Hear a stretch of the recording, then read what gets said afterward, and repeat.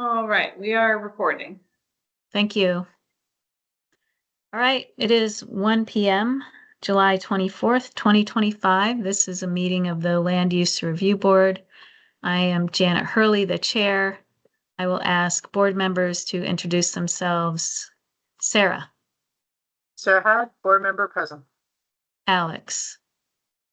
Alex Weinhagen, board member. Hi, everyone. Brooke. Brooke Dingledine, board member. And Kirsten. Kirsten Sultan, board member. So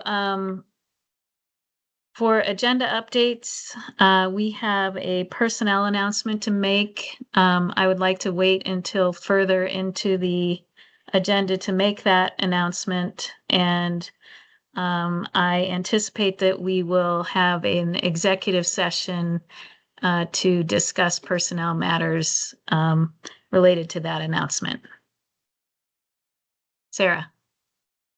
Do we need to formally amend the agenda to include those items and also maybe amend agenda item I for discussion and possible action on appeals, enforcement, and personnel? Yes. I would like to make that motion then. Okay. Second. Thank you, Alex. Discussion? No? Okay.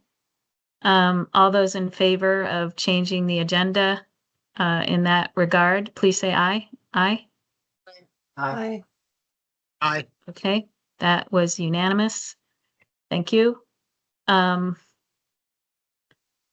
And do we have any public? I don't see any present, so we can move on to consent agenda, review and approval of July 14th and July 17th minutes. I'll make a motion to approve both. Thank you, Sarah. I'll second.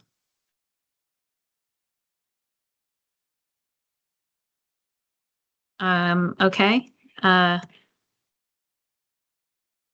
see. Sorry. Do we have any discussion?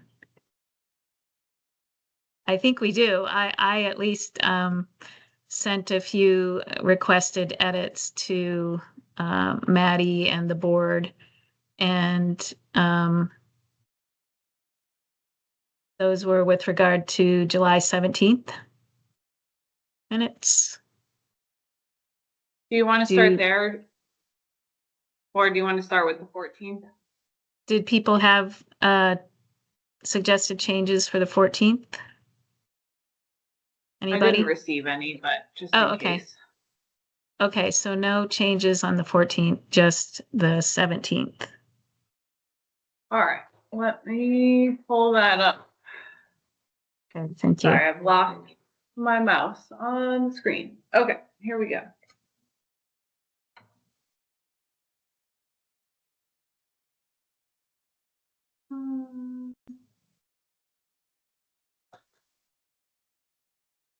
All right. Are you seeing this? Yes, thanks, Maddie. Okay, great. I'm just gonna scroll down to the section.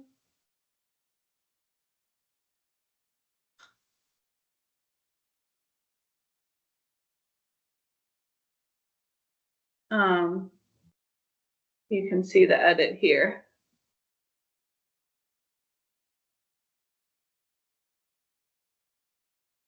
And did board members get a chance to look at that?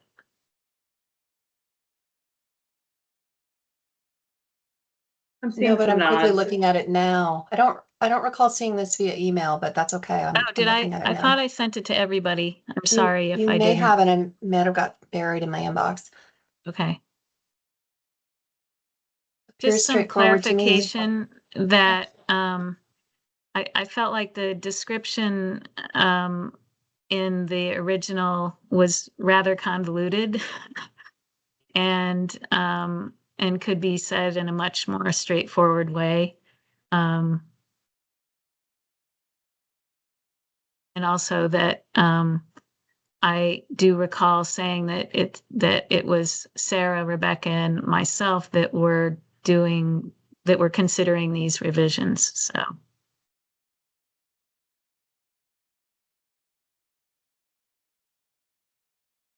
Are we okay if I scroll to the next suggested edit? Yeah, I looks am. like it. Yep. So this was just adding a sentence to the beginning, a couple sentences to the beginning of discussion on draft communications plan, item H on the agenda from the 17th. Was this also This- from Janet? Yes, and Yeah. just to document that we all agreed that we would like to use the term board capitalized rather than LURB. And I did point out before I even let Sarah introduce the topic that I felt like it was guidelines rather than a plan. Mhm.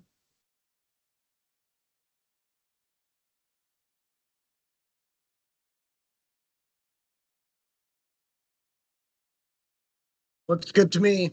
Okay. Let's move along. Okay. Yep, I agree. Okay. So any further discussion on either set of minutes? Okay, all those in favor of the motion, please say aye.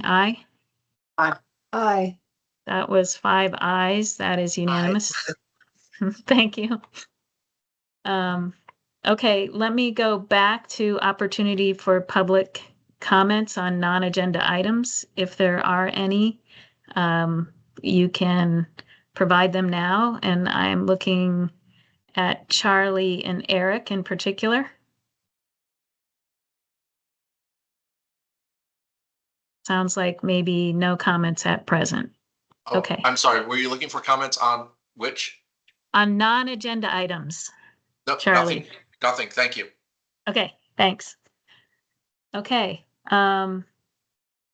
we can move on to operations, budget, and legislative updates. And I'll just clarify that I would like to provide the personnel announcement at a point in the meeting, later in the meeting when our general counsel has had occasion to join the meeting. But Pete, do you have any updates to provide under this agenda item?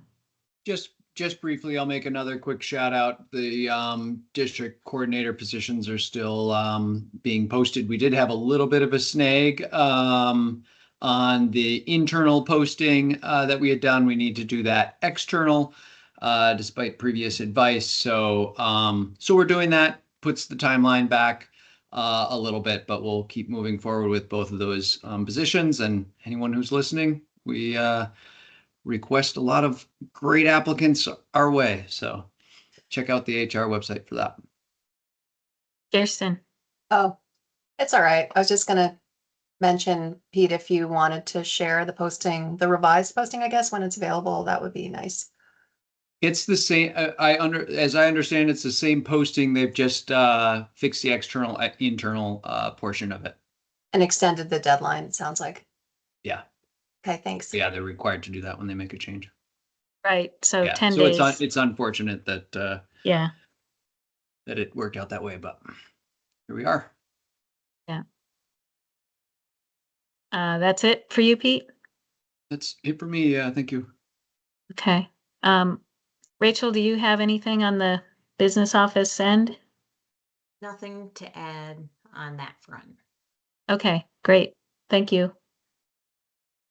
Studies and reports. We're going to be discussing Tier 3 and Regional Planning Commission applications. So let's check in with Sarah first on Tier 1A.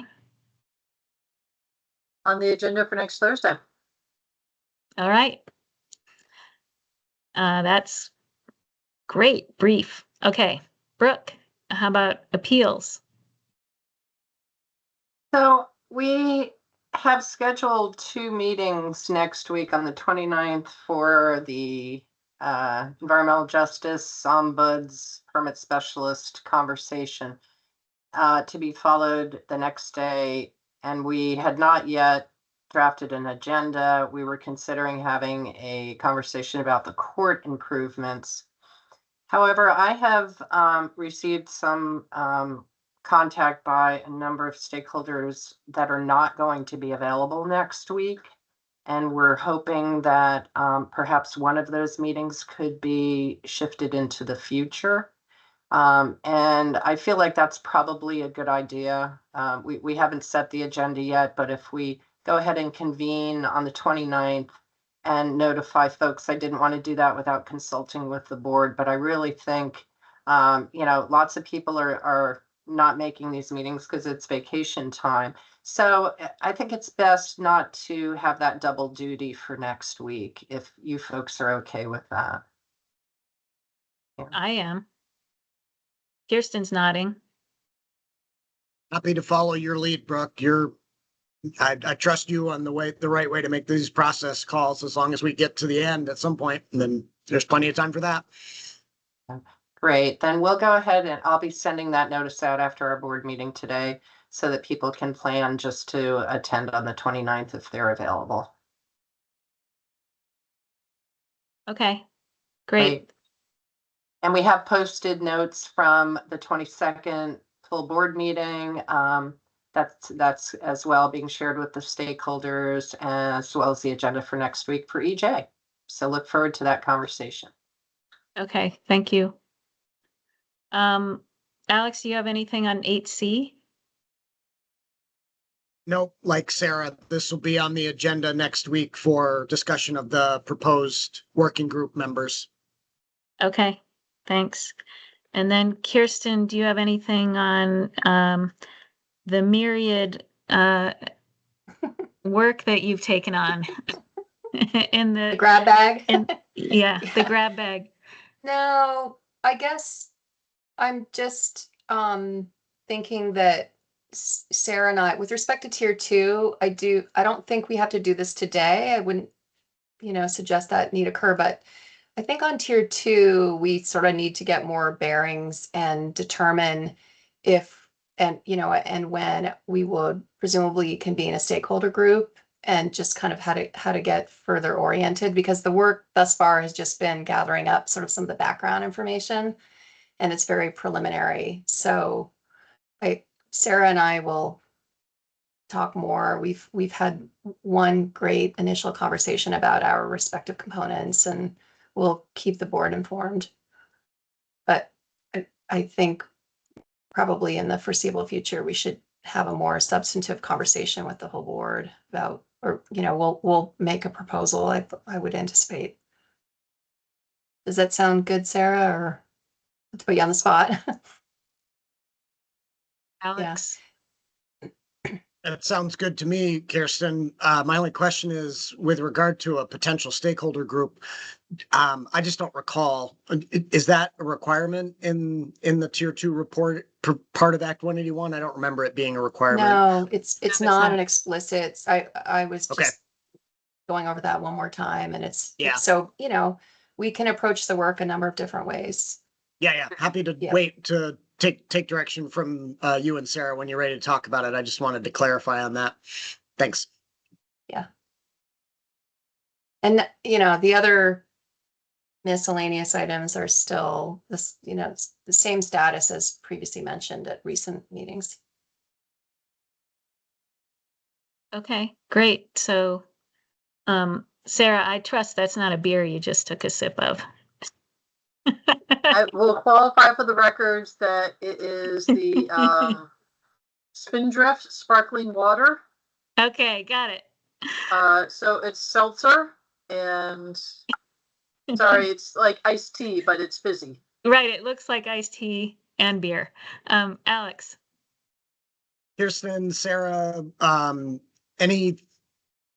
sorry if I just don't remember our prior conversation, but any time horizon for road rule conversation? Is that something that is something that the two of you are kind of thinking about, right? To then come to the full board and talk about that a bit? Yes. So Kirsten and I have a number of overlaps right now between road rule, tier 2, 1 and 10 acre. I think there's something else on the list, Kirsten. I think maybe, offline, you and I should maybe plan a work day.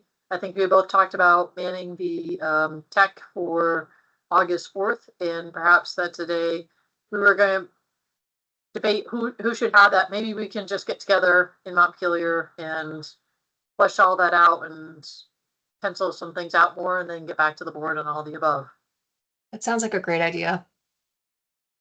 Great. Excellent. Happy to wait till after that to hear more. The road rule is of interest to folks in the tier 3 stakeholder group, as well as a lot of other people around the state. And so, Right. yeah, just curious to get to that conversation. Happy to wait until you've got some thoughts. Right, and I think just for the record, that is perhaps of all of our charges, one that has very clear guidance and statute that we can talk about providing some additional.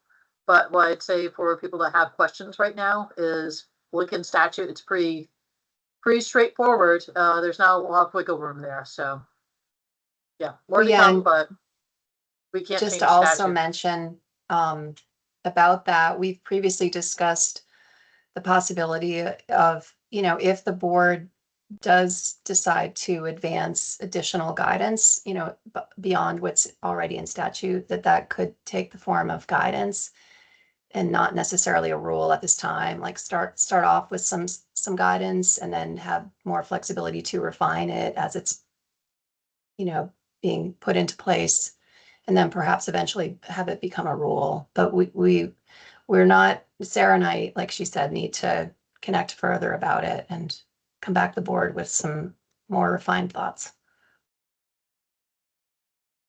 Thanks. Alex. Excellent. Sounds good. I'll just let you know that when I sent out some correspondence to folks who had expressed interest in tier 3, members of the public, many of them had attended the public meeting back in May. I did get a response from an individual who asked about the road rule and tier 3 and his specific question was very short, was what happens to properties that already have an issued water wastewater permit from ANR? In other words, anticipating development, haven't done it yet, but do have an issued wastewater permit. The question was, would such development related to such a project still potentially trigger the road rule or tier 3? And I don't want to talk about it now. I just want to acknowledge that I received the question. And since you two are thinking about it, maybe you can throw that in the hat of things to think about. Yeah. Thank you for sharing that with us, Alex. Yep. Okay. Studies and reports. I think that we are ready to move on to the next agenda item. G, discussion and possible action on draft regional planning commission application guidelines. And so we shared out a working or a clean working copy 2 days ago. And Rebecca is prepared to share on screen the redlined revisions that have been contemplated since 2 days ago. And we can discuss those at this time. And if anybody, while Rebecca's setting that up, oh, Charlie, go ahead. And Madam Chair, thank you. I don't, let me know when I've got just a couple comments / questions to bring up, but I don't want to interrupt the flow if you want to walk through. You know what? Right now is fine while Rebecca gets it up on screen. Excellent. And apologies, juggling, so maybe haven't had enough time with this. Oh, there we are. Page 7, and I'm sorry if I don't have the complete flow of the outline, but it's under F2. There's a sentence that reads, if Tier 1B is sought for one of these future land use areas, it must include the full extent of the area, not a sub area. Yep. And that statement is made only if we're making a separate Tier 1B request. Oh, right. And so that's maybe a related issue. But I guess just want to ask a question. I'm not sure where the statute supports that requirement. And I know it's kind of an open question. And if the the board is making, is this guidance? And you're kind of making a policy decision here that this is the guidance that you want. Yep.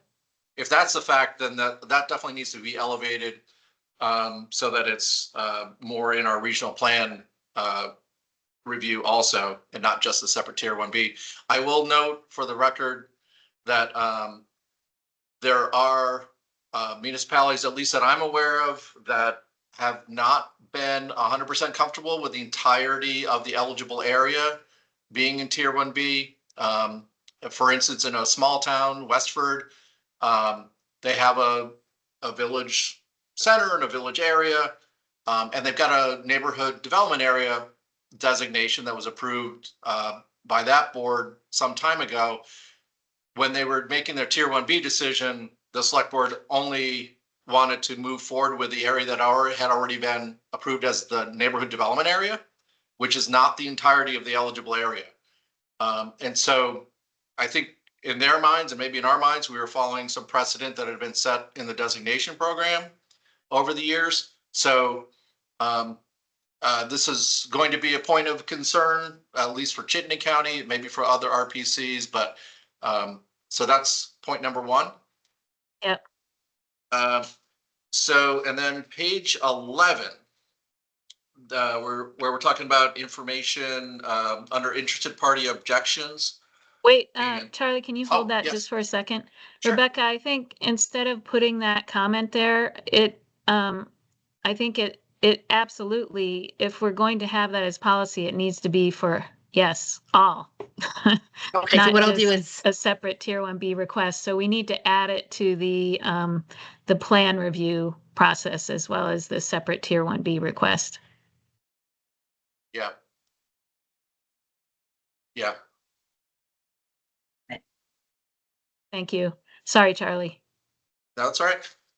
okay, Um, and then, so Charlie, I'm sorry, so you said page 11? What's my next Okay. comment? Yep. Yeah. And then. Thank you. It's top of page 11. Well, So, me okay, get so to that's it. 9. it's- I think of the it's- section numbers, I apologize. So Yeah. 10, and then, It's C2, so it's information with objections. Yep, there you go. Okay. The point I want to draw your attention to in paragraph A, it talks about an objection form, like it looks like for an individual to make an objection. Paragraph B, the next section, I think talks about a petition. So those coming from like 20 community members. Paragraph B talks about they have to show how they participated in the regional plan adoption process. Paragraph A should have, I think, should mirror that. Because I think that's a requirement for anybody to raise an objection. So Yeah. it And- either needs to be someplace so that no matter Yeah. what, they have to show that they participated in our public hearing process. Right. And so the objection form that we're developing will provide space to show that. Yeah, And, great. but if we're going to say it in B, maybe we should say it in paragraph A as well. Yep. Or some other way to do it. Yeah. Yeah. Or just the leave other- it to the form. The other point on paragraph A there.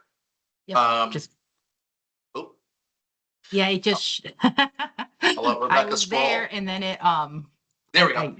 Yeah, okay, so, Just, I just only had a few minutes to review this with Catherine Dimitrik. I think we have a concern that paragraph A goes beyond statute. Our understanding and reading of statute is that the objector can only raise an objection about whether the land use areas are done per 4348A. And that rest of that phrase that says or tier 1B via 1033. 1033 also references back to 4348A. So we're not sure that is within the statutory parameters for objections to get into tier 1B areas. I agree with you, Charlie, and we made this late determination and just forgot to remove it from this paragraph, I think. Is that your understanding, Rebecca? partially removed, but it does look like further edits. Yeah. Yeah. So I think we want to put a period after 4348A. Thank you. Thank you. That's And- very, very responsive. Thank you. And eliminate the rest of that sentence. Yeah. Um, Oh, wait, And third- no track changes. Oh, just one second. Let me just turn one setting on so I can stay with you, Charlie. Okay, go ahead. this is so rewarding to see real-time editing. The third comment, page 12, or at least on the version I was looking, it's under notice of hearing. Which is adopted regional plan. Yeah, under 2 at the bottom of what your screen is now. Scroll up just to the next few paragraphs. So under capital A, notice of hearing. So page 11. Yeah, it must be on the previous page, maybe. You guys, this is page 11. Yeah. So go the other direction. So go up, Yeah. There. Oop. go down. Yep. Down. Under there. Information. Oh, wait. Objection Okay. form. It C2, keeps- is that what you were saying? No, it's under, Oh. it's under D to A. Oh, Okay. Okay. Yeah, Sorry. D2, Yeah, Yep, keep got it. going. right here, notice of Yeah, hearing. yeah, there there. we go. Yeah. A, notice of hearing.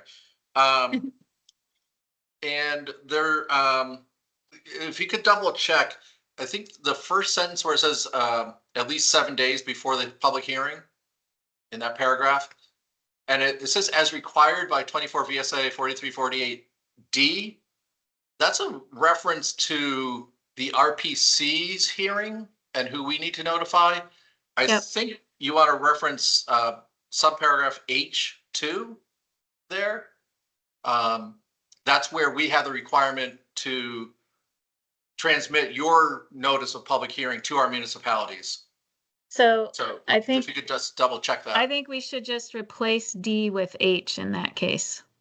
Yeah, but double check, make sure I'm not, Yeah, let me, misreading. if you don't Oh, mind, you know let me, what? So I made a comment and I can just verify that, Yeah. Charlie, to make sure I agree with it. great. well, Yep. and actually, so the RPC must send notice to its municipalities as required by 4348D, and then as required by 4348H, it must provide notice to us that it has done so. So there are two separate Yeah, but I think references there. D references who we need to notify in our Yes. public hearing process. Exactly. And that's And what then- this is, that the and- RPC has sent notice to its municipalities as required by 24 VSA 4348D. So There's the two first part public- of the sentence is There's- 4348H and the second part is 4348D. I think there's 2 different hearings we're talking about. No, so 4348D is the hearing that we have. And then 4348H is the hearing that you oh, I have. got you. I got And you. we're required to transmit your public hearing notice to our towns, which, That's is right. subsequent That's to the what we're first time. talking about here. So Yep. is it both? Yeah, so that is a good question for Rebecca because, Yeah, because I think, 'Cause it- yeah, yeah, let me just check so I can, when I think of 4348D here, that's because with interested parties, right? We've got the ones that are eligible via petition of, 20 people, right? And then we have the entities listed in 4348D. So that's why, so I will check and make sure we've got this right. And if we need to shore it up, I'll definitely do that. Thank you. Yep. Thank you for listening and apologies for not being able to give you more thorough review earlier. Jan, I That's really okay, Charlie. appreciate all your work on this. just note that we added a sentence to this paragraph that allows that if the RPC forgets to send that email, but you have sent out your notice, we're not going to make you do it over again. I appreciate that. And it will be really easy if it's just the notice for our hearing, because we will have done that previously, but I do think this is a second hearing and a second notice that we need to provide. Yeah, yeah. Yeah. Good. Okay, thank you. Okay, Kirsten. Yeah, so I'm listening with interest to Charlie's comment concerning the alignment of the designation center and a tier 1B area, and whether or not that could perhaps be a sub area. And I know we talked about this last week when we talked about this regional plan guidelines, and I will share in that, like, I was not entirely comfortable with strictly defining that they must match. I recognize the mapping simplicity, but I also think about that it is sort of in part for different purposes that these assignments are made. And I'm hearing Charlie underscore that this could be particularly important in a rural area. And so it would be unfortunate in my mind if a community, you know, included the full breadth of an area that it otherwise didn't, you know, feel was suitable for 1B, or perhaps didn't pursue it at all. And I'm not really myself at this time seeing that there's going to be this significant added complexity. I mean, I like the simple, clean. Yep, they exactly match, but I mean, we're going to have a map defining, you know, here's tier 1B and it's published and people can go to it. So I would like to revisit the conversation around this important policy decision that's woven in here as currently written. I don't know if other board members have thoughts about it, but I just wanted to kind of put that out there because I'm just not sure that's the right decision. Yeah. Thank you. Brooke. I wanted to go back to the interested parties reference, and we just point out in the definition section on page 2, I think it is, we do define interested party as 24 VSA 4348I 1 and 2. And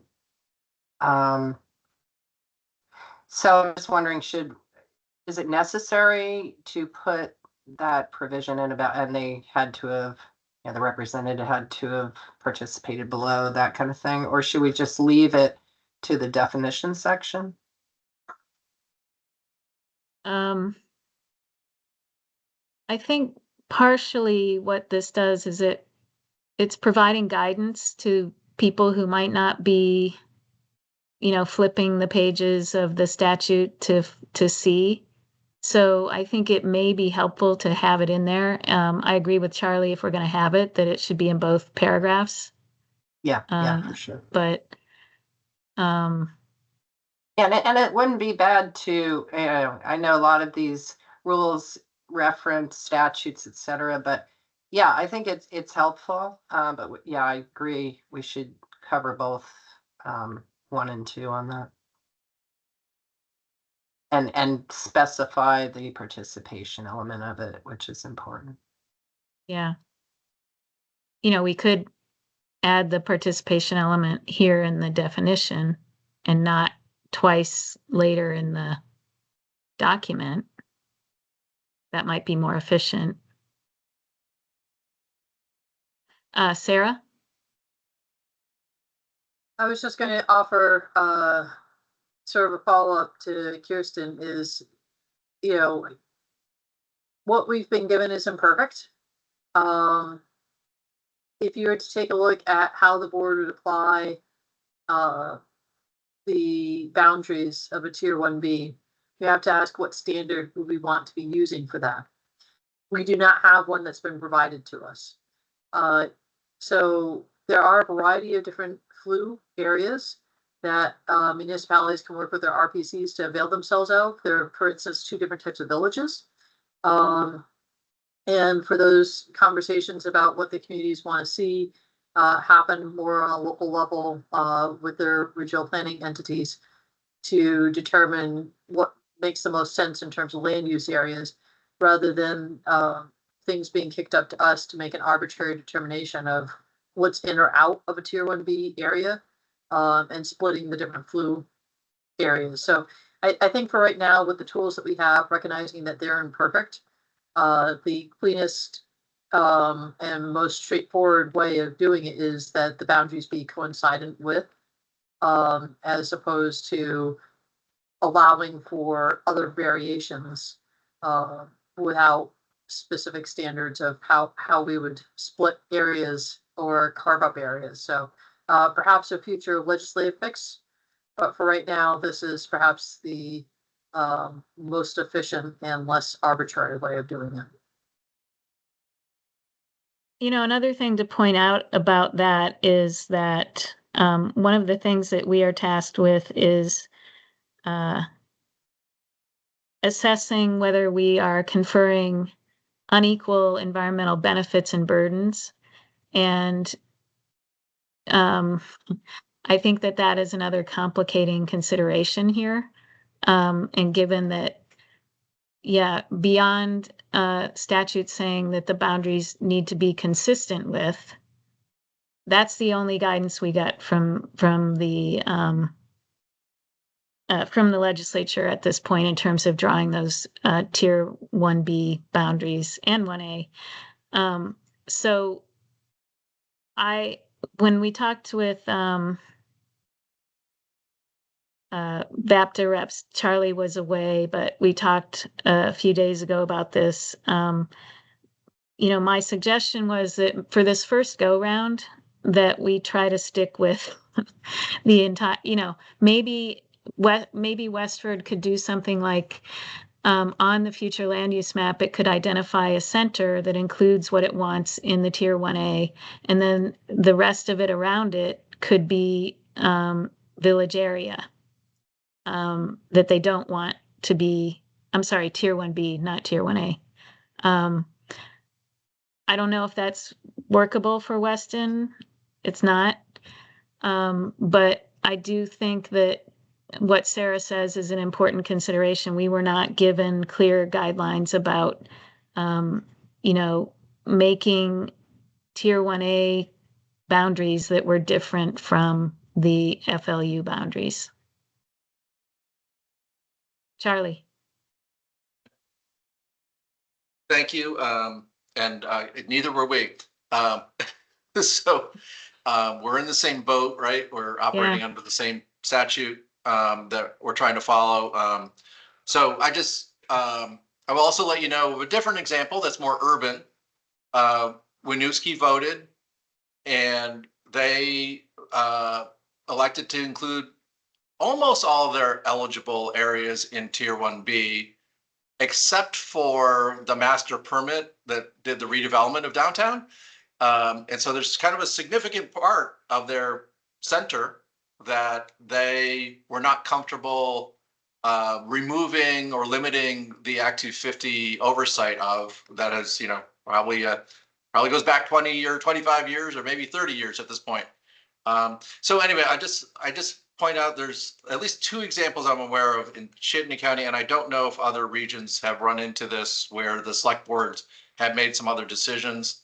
I guess I would kind of argue in the absence of more specific statutory direction that the board give due consideration to the local and regional planning process that we're going through, and recognize that, you know, we're getting some things that are interesting, I'll call them, you know, in responses. So, and at this point in the game, you know, we've been in communication with our municipalities for 9 months now. So policy change is not going to be reflected in what is submitted to you for review. Like we have had our local planning meetings and have concluded those at this point.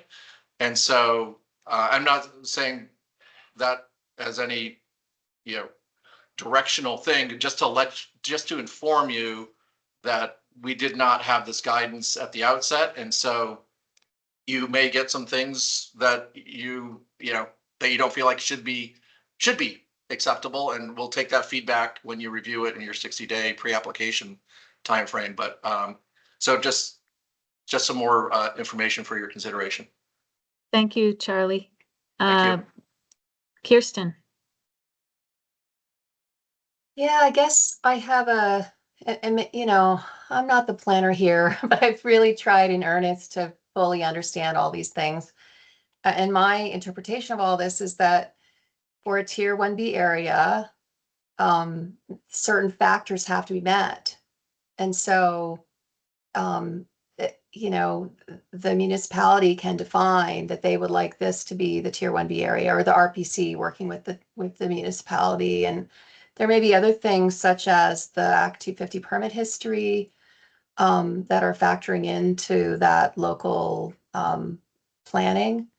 So I think that we should consider allowing, you know, conceptually considering allowing some deviation, and that a subset of an area could be presented for tier 1B. I understand what Sarah is saying, but I nonetheless think that there can be very compelling reasons to consider that. And so, you know, should we accept boundaries for tier 1A status that are different from the FLU boundaries, we're going to have to add another set of submission requirements and standards for those submissions to this guideline that we've mapped out. So something in terms of the mapping boundary. Yeah, they'll have to, because we've only asked for the FLU map data information.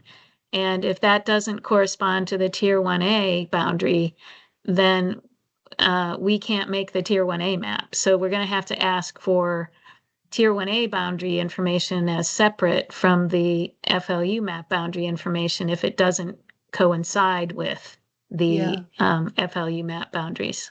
Charlie. I'm interested to hear if other B, right? Not tier 1A, Yeah, tier 1B is what you mean I'm to sorry, say? I keep saying tier 1. I'm sorry. Just so we Tier don't confuse 1B, ourselves. thank you. 1B. And actually, while I'm thinking of it, last week I was reporting on my conversation with Representative Sheldon, and I said it was about tier 3. It was actually about tier 2. And I re-listened to the meeting and realized that I was completely off on that too. So I don't know what's going on with my brain, but the numbers aren't sticking. Numbers and letters.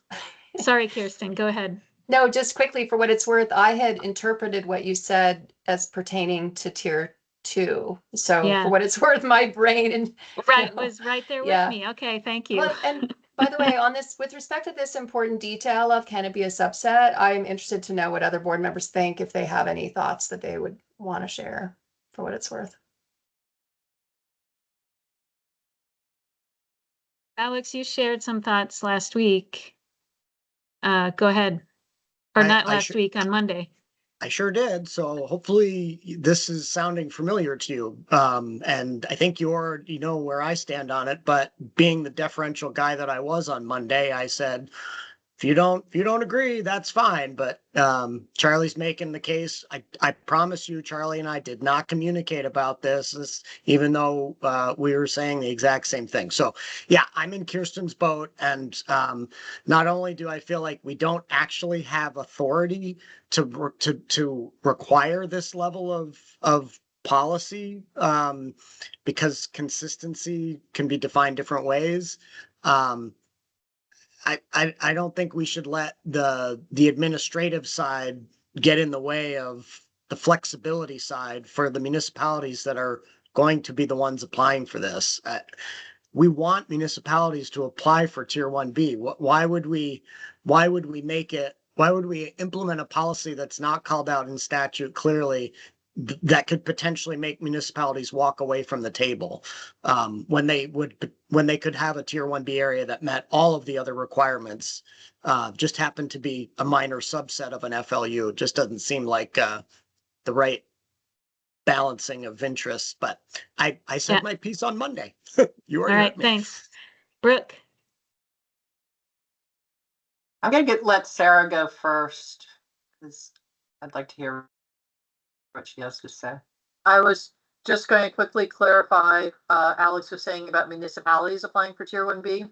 And just the finer point on that is they can't directly, that's tier 1A.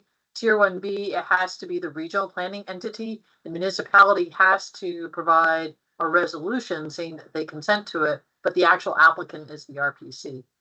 So that's the first thing. And I think these are all good points. I think the thing to ask ourselves as a board is if we believe that there should be the ability to establish boundaries that are not coincident with, what metrics would we be using to evaluate any expansion or contraction of a tier 1B? Yeah, exactly. So, Charlie, do you have something to add? Just to follow up to that point, I do want to maybe refer you back to the designation program, because they have been doing these things in practice, where, not all eligible areas were necessarily part of like a neighborhood development area, which is largely what we're following in this law. And then to Kirsten's point, I think the requirement, if we are doing such a thing, to submit separate tier 1B requested shape files is a totally legitimate and absolutely needs to happen if it is a different geography. So would be happy to supplement that. And I do think in terms of the other criteria, I guess thinking about this is just to acknowledge and support local policy decision makers, and not override them. And maybe there's some explanation that comes with it, like why did you deviate? Yeah. Would also seems like a legitimate question to ask. And yeah, do you have criteria to evaluate those? No, but maybe it informs future policy making, either at the board or the legislature. Yeah, thank you. Thank you. Brooke? So I really appreciate Sarah's perspective in terms of administration of this and as well as jurisdiction. But I am really glad to see this interaction going on between the regional planning commissions and the towns. And so I'm tending to get into the boat, I think, with Kirsten and Alex to look at it further to see, because we want this to work for the municipalities. And if a line is a little bit, contracted and leaving a little area out that is on the other map, I think we need to also empower this whole process to be successful. And I wouldn't want to see municipalities choosing not to make this type of election because it doesn't suit the geography for them. So I think we should give it some more thought. Yeah, I agree. I'm just thinking about, whether we can address this with some guidelines before September. And maybe we can, and I think that our EJ obligations require us to consider, whether that deviation has unequal benefits and burdens. For one, there may be other considerations. Alex?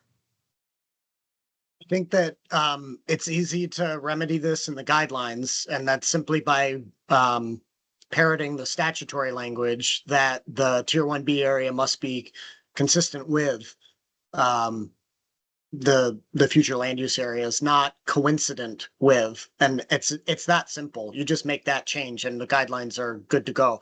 I think that I don't think we need to worry about criteria for future expansions of a tier 1B area to then be coincident with and take up the entire FLU. The review process is the same. We apply the same standards, and the test is consistency again. And so I don't see that we have a lot of extra work to do, per Sarah's point. And then finally, the legislature set this up to be an opt-in. So Sarah's absolutely right. If I misspoke, I apologize. It's definitely the Regional Planning Commission that's, putting this application or this plan in front of us. But it's a municipal opt-in provision. So ultimately, it's the municipality's decision. It's not the regional commission's decision. It's not even our decision. It's the municipality that decides whether to even ask for this.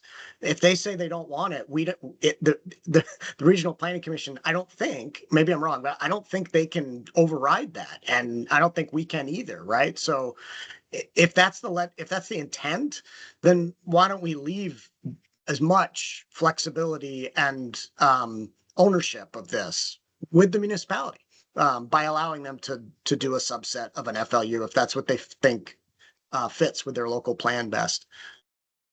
Thank you, Alex. Sarah? So Alex is right on that front, absolutely. That while there was some consideration by the legislature about making this mandatory unless you opt out, this is an opt-in scenario because a municipality, unless they provide that municipal resolution form, has the ability to say whether or not they want tier 1B or not. I think, and here are all cases, it's hard. I started smiling as Alex was saying, well, it's easy. You go back to statute, which is consistent with. And just now being through statute several times with our legal staff and coming through and trying to find is consistent ever defined in statute. It's not. And so it's like there are all these rabbit holes that we've gone down on the back end with this that I've been working on with Janet. And it's just like, egads, if only it were that simple. I think what I would like to see, because I worry about, I think don't let the perfect get in the way of the good. I'm not sure that we're talking about, I think we have a few Channing County communities that we've been given examples of that might not be coincident with. But I don't think that we've heard larger issues statewide on this.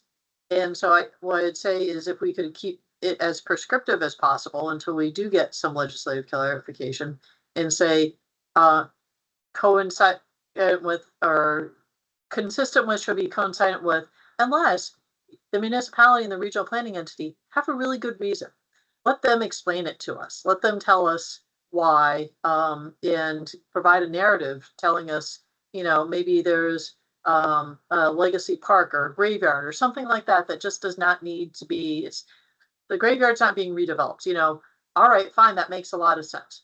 There might be some things that we just can't see right now, but I think I'd rather have an exception to the rule and have an out for extraordinary circumstances or local considerations that the rest of everybody, because the other side of this is, let's make this as clear and as simple as possible for as many municipalities as possible. And I worry about, to Janet's point, trying to come up with some specific regulation or requirement for municipalities, particularly with the deadline that we're working on, that just won't be simple. And then we've muddied it up for everybody. So that's just my recommendation. Take it for what it is.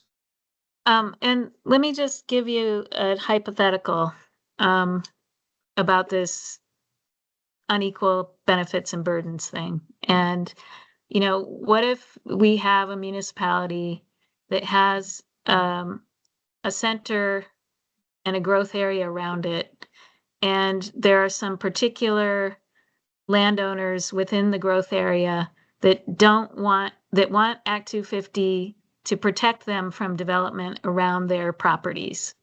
And that's the reason that you are proposing a different boundary. I don't think that's an appropriate reason. And I think that we need to have guidelines. So that doesn't sound like what's I don't know what's happening in Westford or whether Heinsberg is still there. And Winooski's, that seems to make some sense. But, you know, I want us to take our EJ law responsibilities seriously from the get-go. And I don't want us to start, you know, approving boundaries, jurisdictional boundaries that are going to be conferring unequal benefits and burdens on Vermonters. Kirsten. Yeah, I just kind of wanted to quickly reiterate part of what I'd said earlier in that allowing a 1B area as a subset of a designation could support or allow that a plan or 1B area omit unsuitable areas, I guess is, but you know, I hear what you're saying, Janet. So it's to me, it's more looking at as the contraction of the delineated area versus, Yeah, that's what I was talking about. misaligning it in a way that's expansive. But, you know, and Right.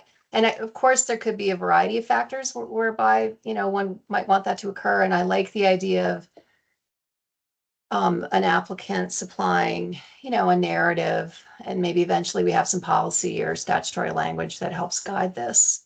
Yeah. But there may be areas that are really geographically unsuitable, and they Right. should be omitted, and we would want them to be.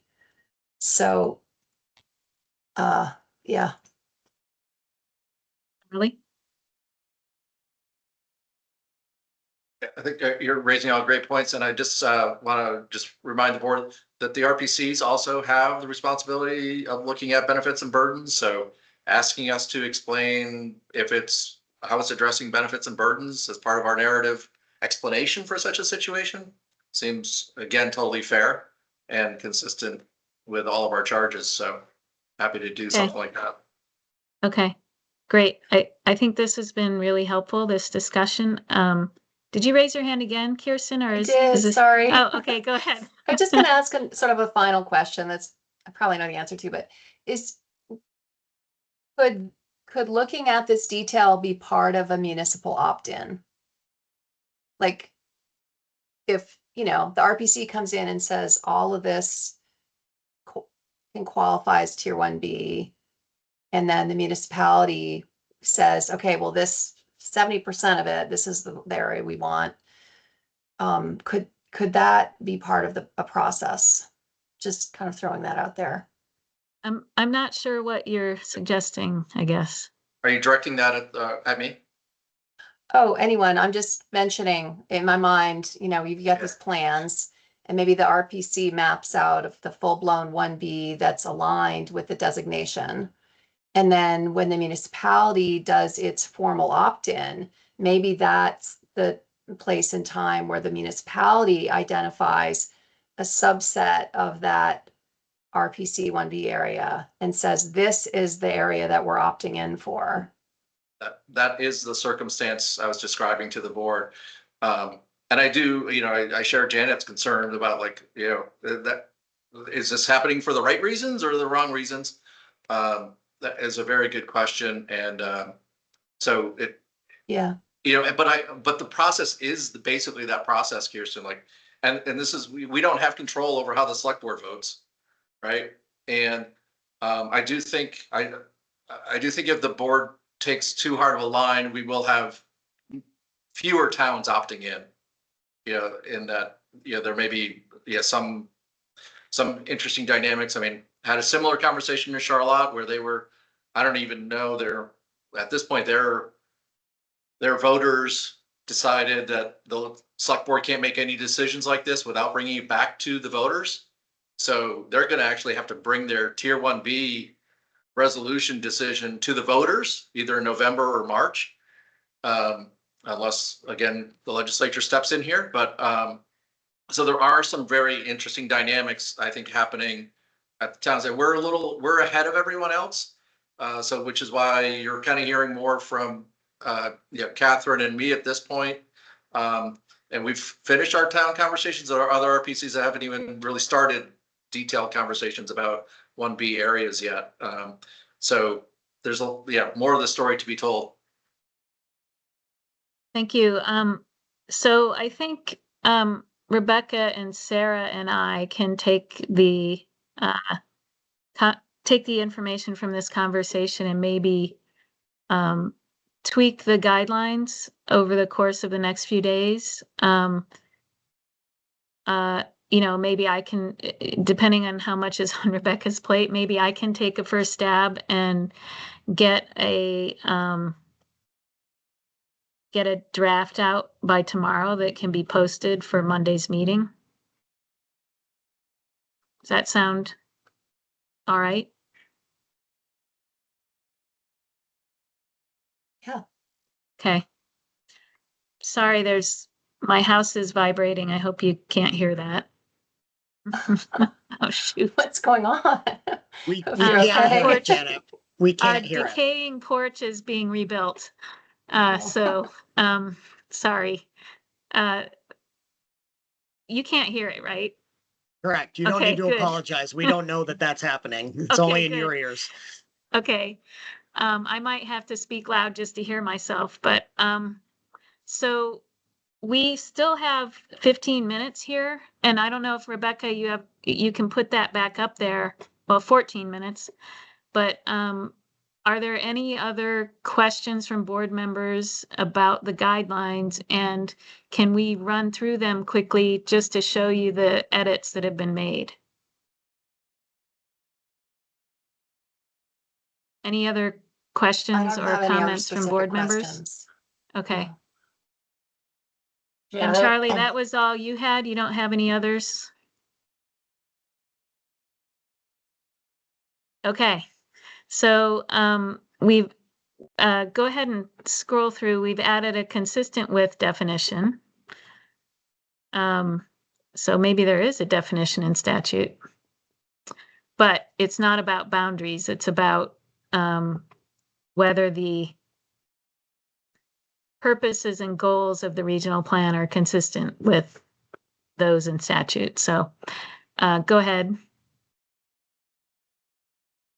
When we get to page 4, I emailed, it's just a typo, I think, a duplicative item. So when I get there, I'll jump in. That's all right. This EGC file standard is something that is relative to submitting digital map data. So we'll just move along there because we still need to add some details about that anyway. We talked about the interested party definition last time, so let's keep going.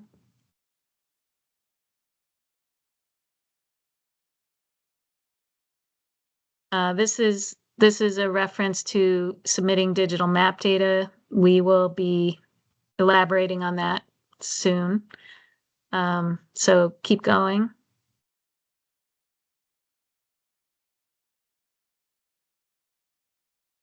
You already caught it. Never mind. Okay, so this actually is an old edit that we need to take out, Rebecca. So under B, take out including FLU map. And then reject that change to the draft FLU map below because we do want that separately now. So D we do want, yeah. So reject that change. I hate it when it does that. Okay, then keep going.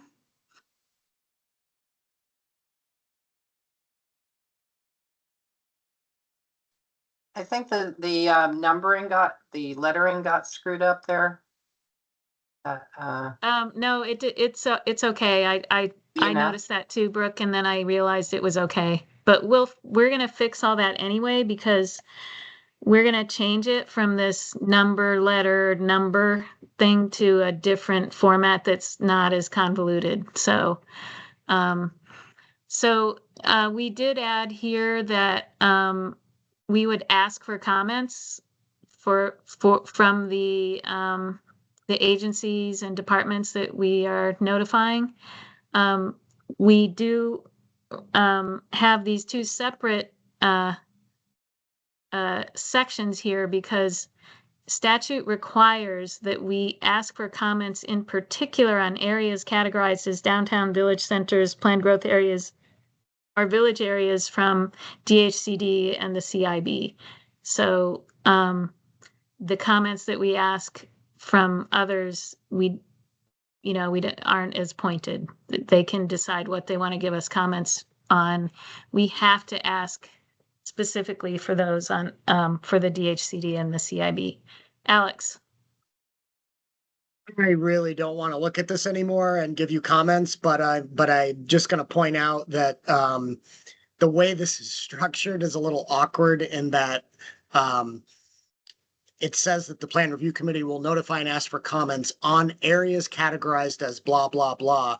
It makes it sound like DHCD is only going to be able to only ask for comments on those sections and not the larger regional plan, which the other agencies are invited to comment on. So maybe just a quick wording change to say, ask for comments on the whole thing and specifically these areas.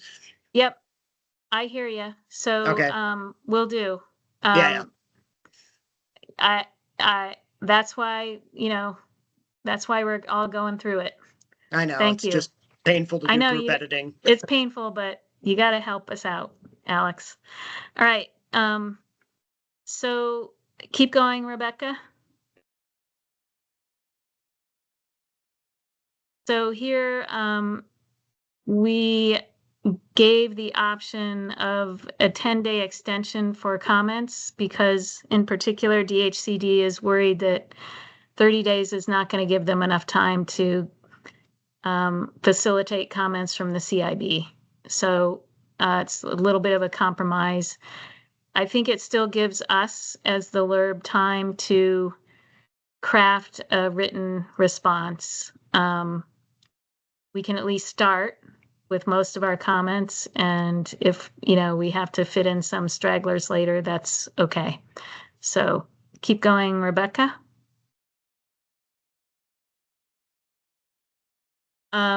Rebecca offered these changes to reflect that what we are reading is a draft and it's not the adopted plan. And how we are going to assess the plan is to ask these questions. Would the draft regional plan as proposed lead to substantial progress? So that's what this revision is about. And you'll be able to read it in more closely when we send you a version tomorrow. So go ahead, Rebecca.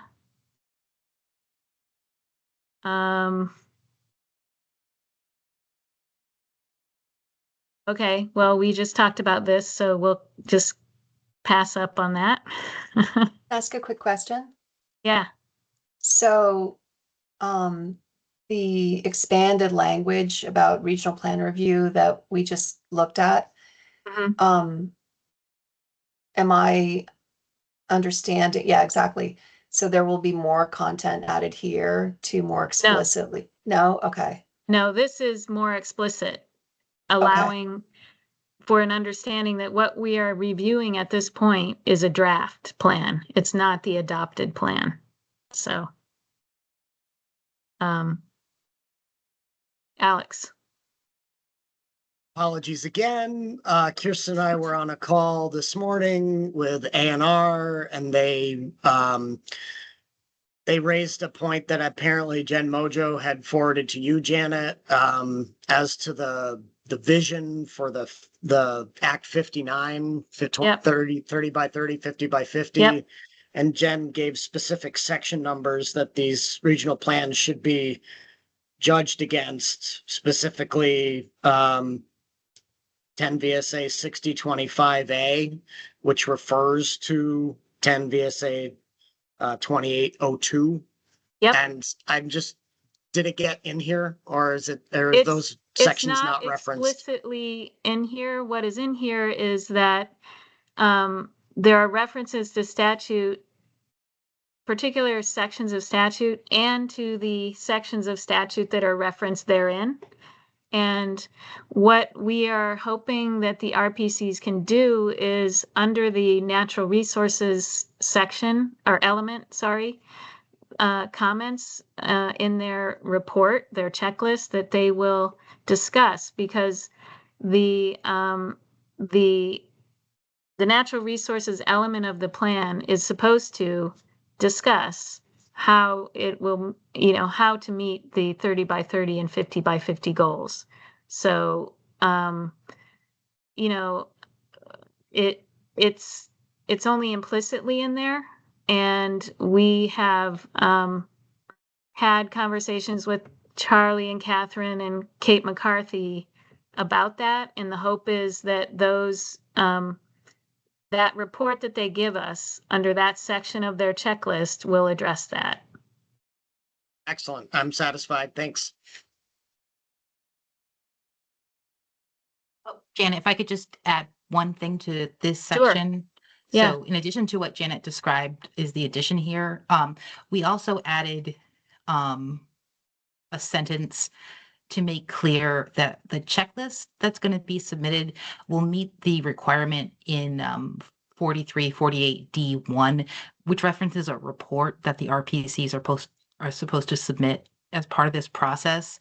And so one of the comments, or maybe more than one, really wanted that listed so that if they felt like they're, by submitting the checklist, we were counting it as the report listed in D1. So we just added that to this section. Thank you, Rebecca. Yep.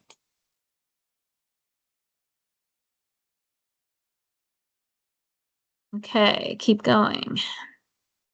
We have 4 more minutes. Let's see how far we can get. That's the same thing that Rebecca just said. We added it there as well.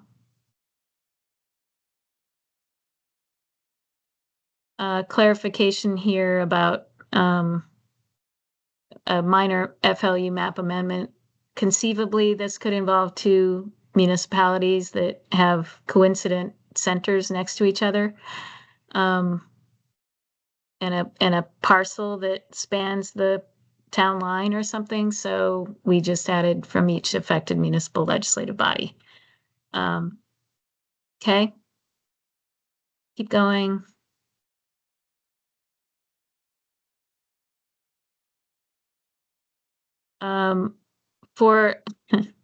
At one point, as I was thinking about these minor map amendments, I thought, well, if it involves a change to a Tier 1B boundary, then it can't be a minor map amendment. But if it's truly a minor map amendment that involves less than 10 acres, and we've already approved a Tier 1A, a 1B designation for that area, then an extension or contraction that meets the minor perhaps should still stay in this minor map amendment process. It's a very restrictive carve out, and maybe in line with what we were just discussing in terms of Tier 1A, Tier 1B boundaries that are not coincident with FLU boundaries. Same here. Like if it means a quick a small extension or contraction to Tier 1B, let's let it happen in this minor map amendment process. So go ahead, Rebecca. I think we talked about this last time. So maybe don't need to here. Yeah. Yeah, let's skip all that. We discussed it last meeting. We discussed this earlier today. We discussed this last time, so keep going. The board will review whether that's just some clarification. And then this is that same thing about minor map amendment, so go ahead.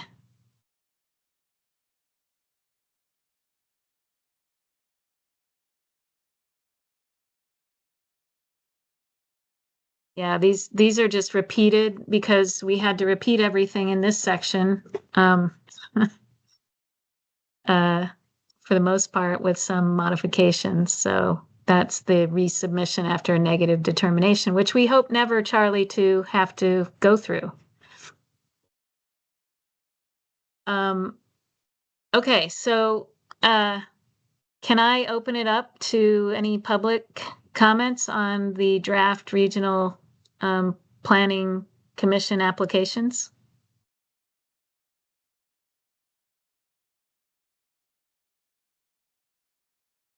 Okay, I don't hear anything or see anything coming my way. So right on time, we're going to move on to Tier 3 rulemaking. Thank you, Rebecca, for guiding us through the document. No problem. Alex, you want to take it away?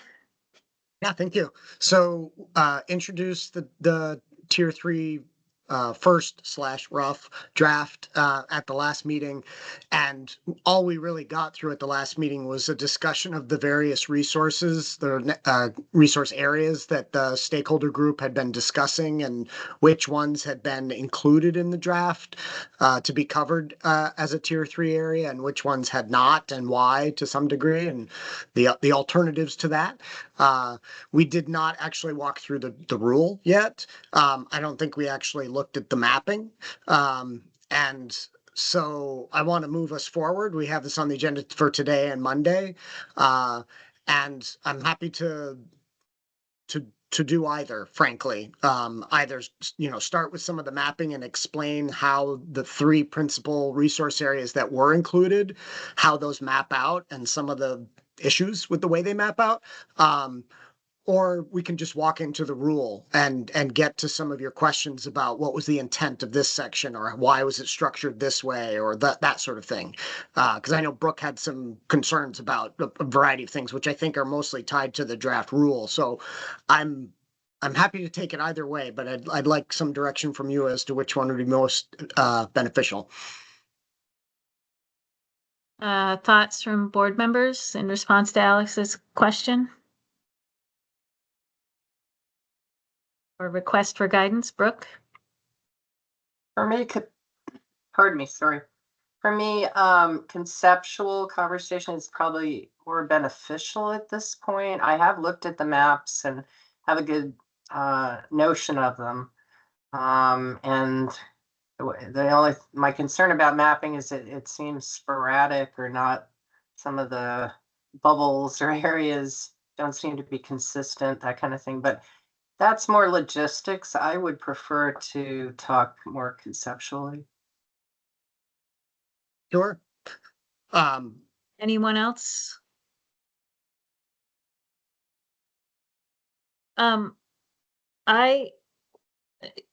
Brooke, since you said so, I feel similarly about the sort of the mapping seeming to be a little sporadic. And to me, that's not just I think it is a conceptual question. And I had asked Alex some very specific questions about the mapping, and he provided me with some answers as to why it looks the way it does. And I think at some point, we as a board do need to weigh in on, how to, whether it makes sense to have a choppy polygon, or whether we should just be drawing a big, circle around it, and that sort of thing. So as long as we get to that at some point, I'm okay with higher level at this point.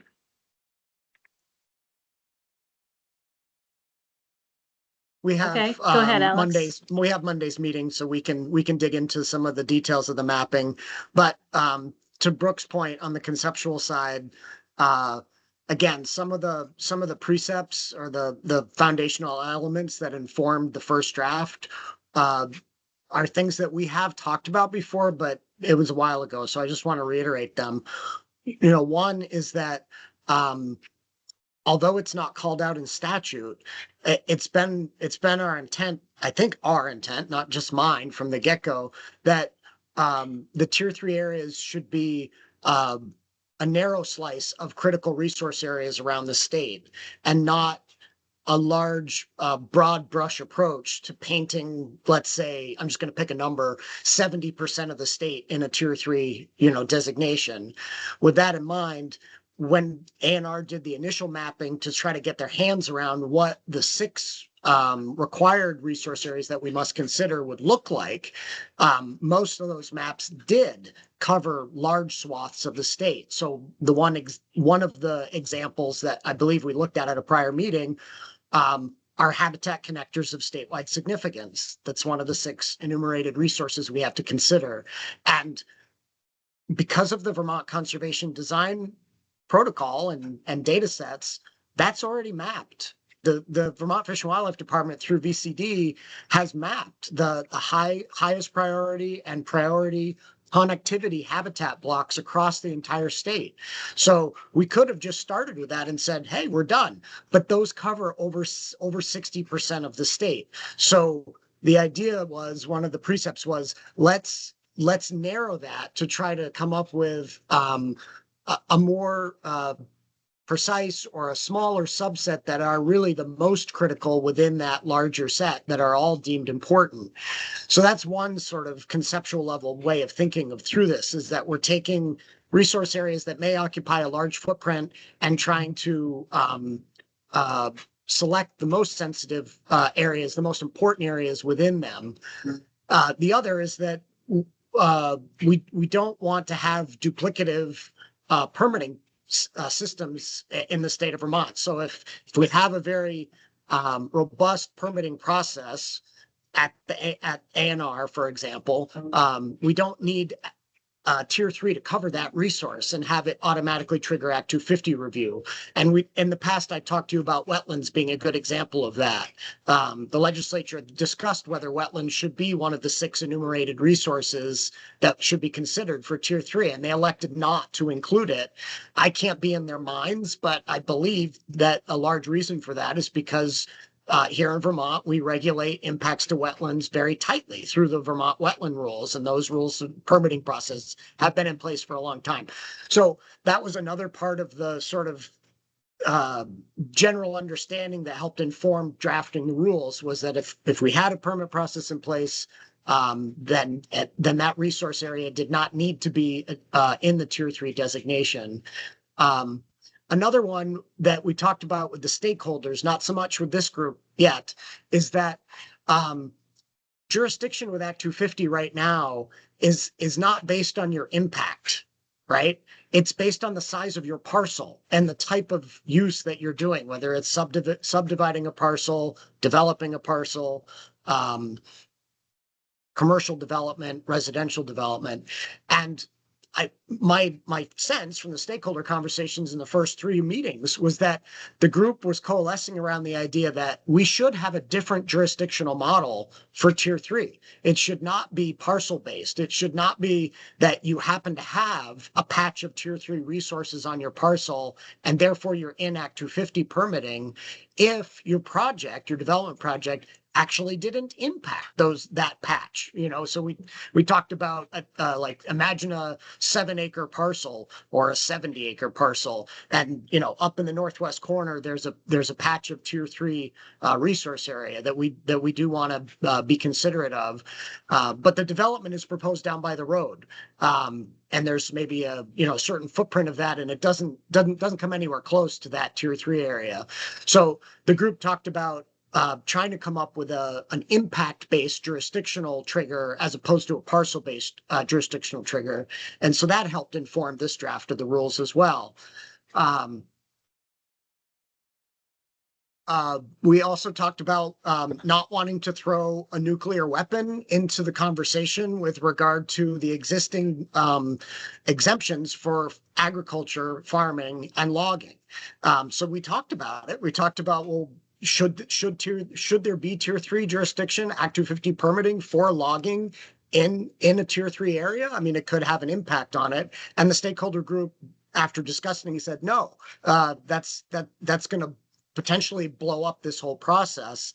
And that the historic exemptions that we've had for those sort of blessed uses, farming and forestry, should continue, even if they're happening in a tier 3 area. So that helped inform some of the exemptions that you see in this initial rough draft. Yeah, I think that's all I wanted to sort of cover, Brooke, in terms of like some of the conceptual thinking that helped drive the look and feel of the first draft. But I'm happy to go into more detail and take questions about any of that.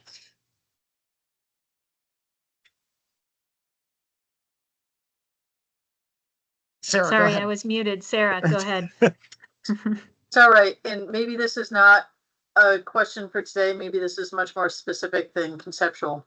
But when, within the information that we've been given to look at so far, with the critical resource mapping, there was a flag raised in terms of private lands and mapping, and with the significant natural communities.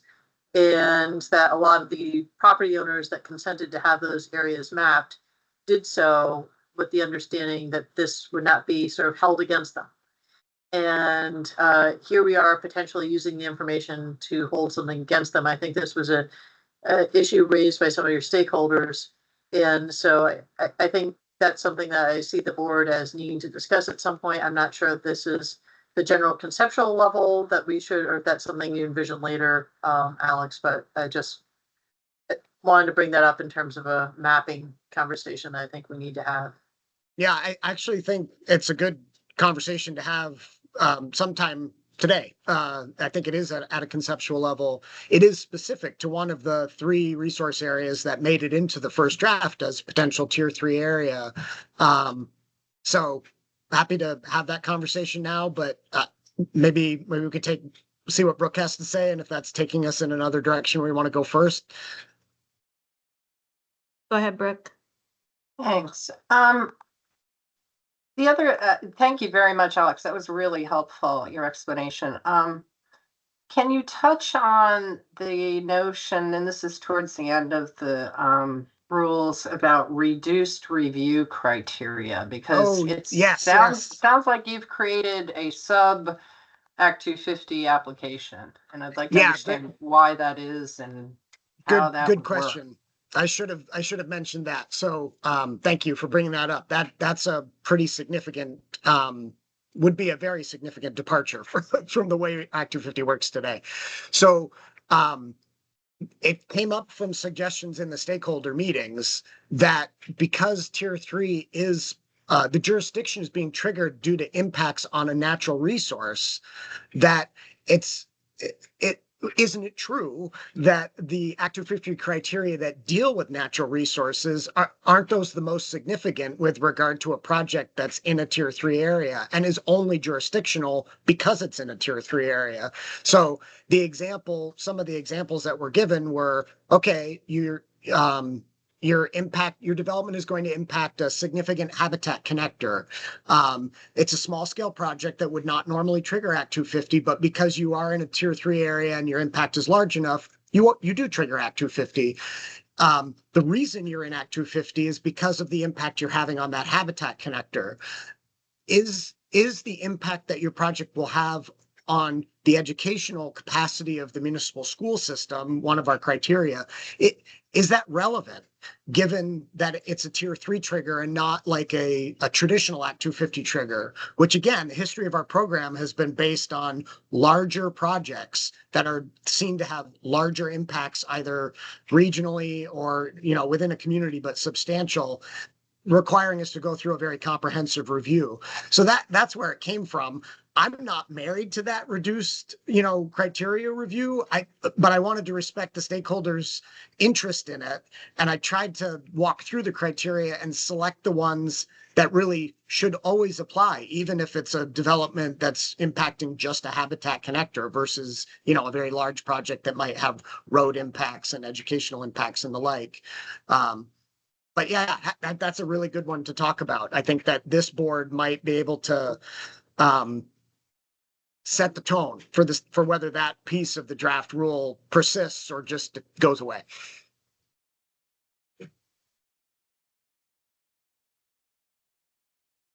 Go ahead, Brooke. Thanks.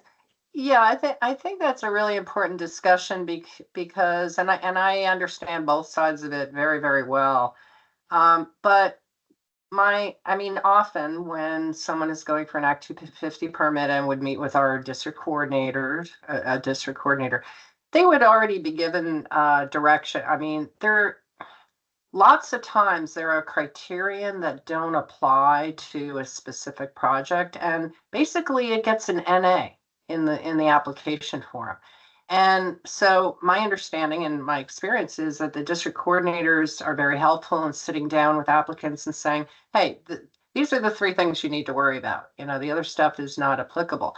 So I'm just wondering if we should be creating like some new pared down version for this kind of, because it's very different.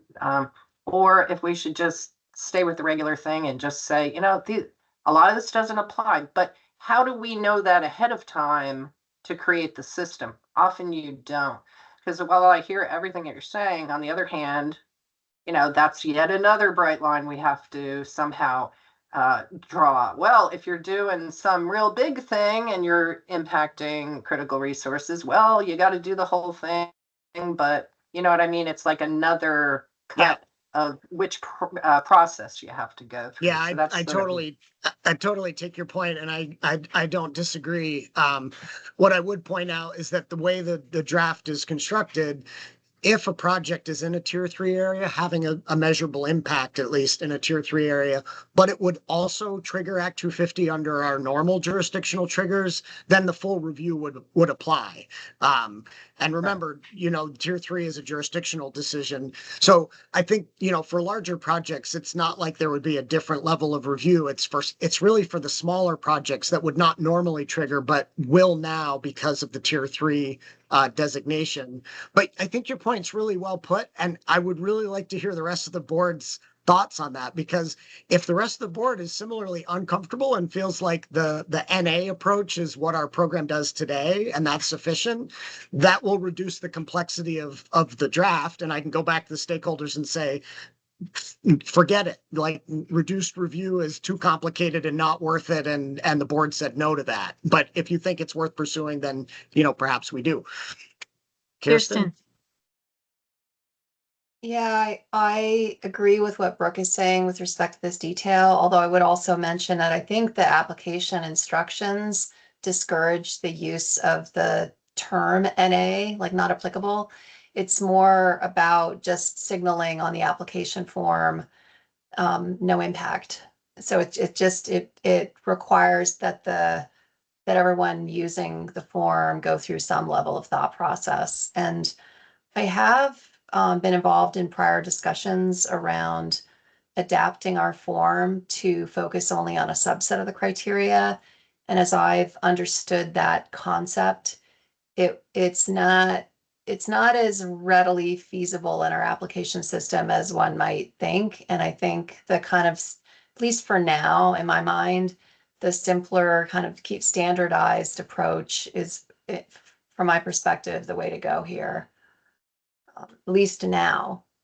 And Sarah, oh, sorry, go ahead. yeah, well, I was Kirsten. just also going to say, I mean, it's not, jurisdiction currently isn't just based on parcel size. I mean, we do have these other triggers around, you know, state or municipal purpose, but like the size and scope of the project.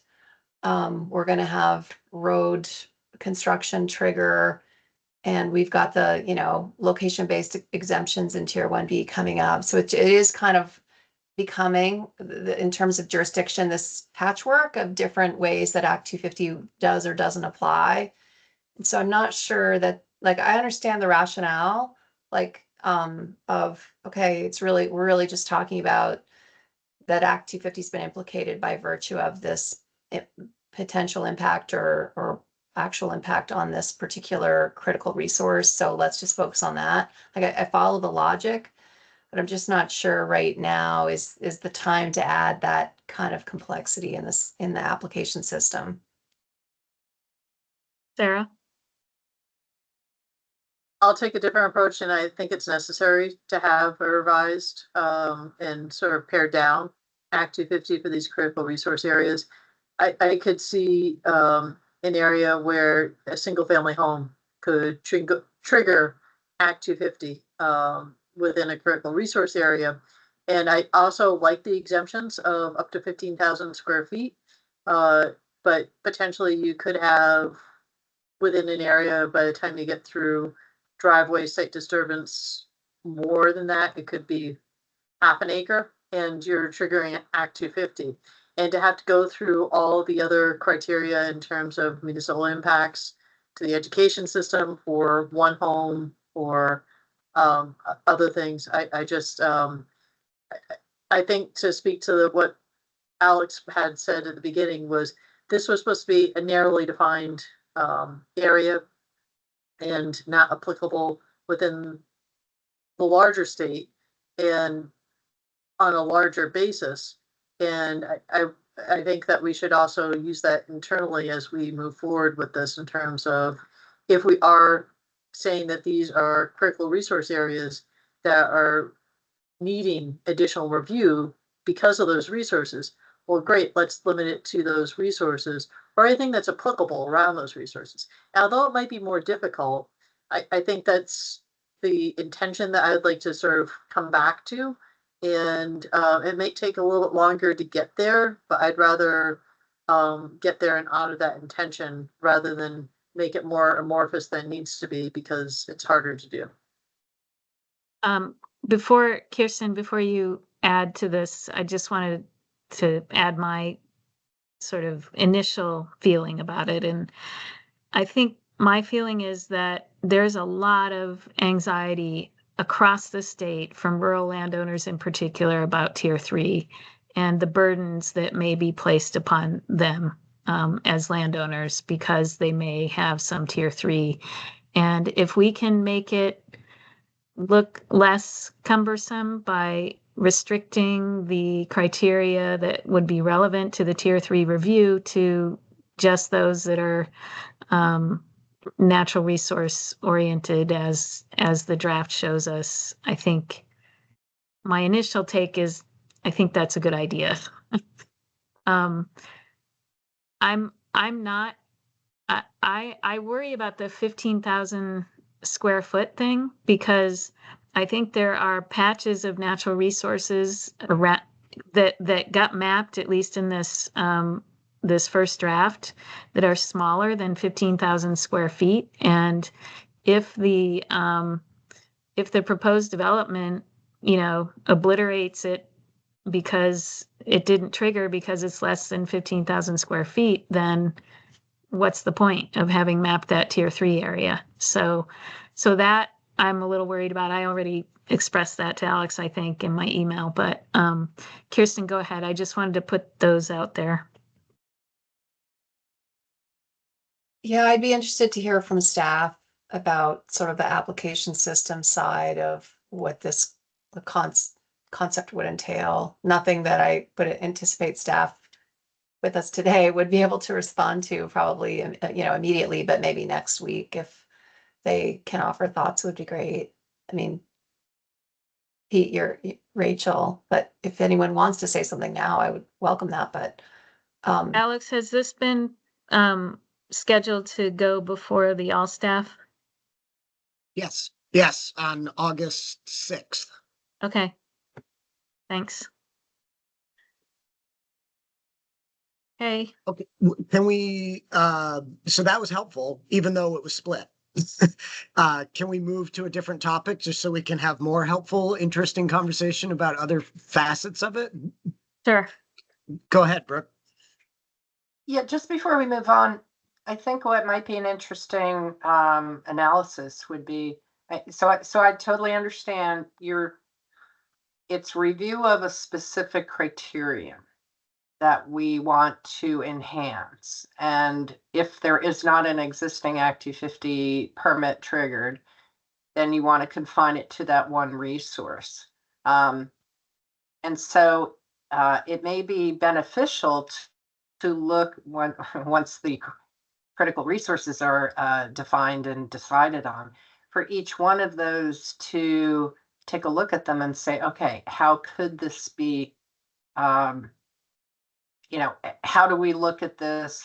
What is the undue adverse impact that will be created? I mean, the more substantive rulemaking of how do you have to pass muster on this criterion or not, like we do traditionally with all of our criterion. So for me, sort of defining those, is there anything else about that resource that would require other criterion to be considered? And things like education, that's easy because that's probably not really going to be implicated in this scenario of not a bigger project, just the resource itself. But it would be a different perspective and more helpful to me to say, if we're talking about habitat connectors, what else could be implicated that besides looking at that one resource, if there is any, as opposed to just saying, here's a list of stuff that you can't look at, or maybe there's a demonstration that it's related to stormwater or something else like that. So that's just a different approach that maybe we could look at it from sort of the opposite direction. Instead of exempting, saying if there was a just cause reason to look further beyond this one thing because it implicates something else, another resource, whatever. Anyway, I know that doesn't sound very, it's confusing the way I've explained it, but. I think I understand, but let me think on it some more. And it strikes me as somewhat similar to some of our rules when we talk about, if I remember right, home occupations perhaps, or where they're actually district coordinators need to make a determination if there will be any impact. Maybe it might be ADUs. I'm sorry, Kirsten, you can correct me, but the district coordinator needs to make a determination whether there will be any impact on any of the 10 criteria, and if they deem there isn't, then it's not jurisdictional. It sounds like you're suggesting maybe something similar to that.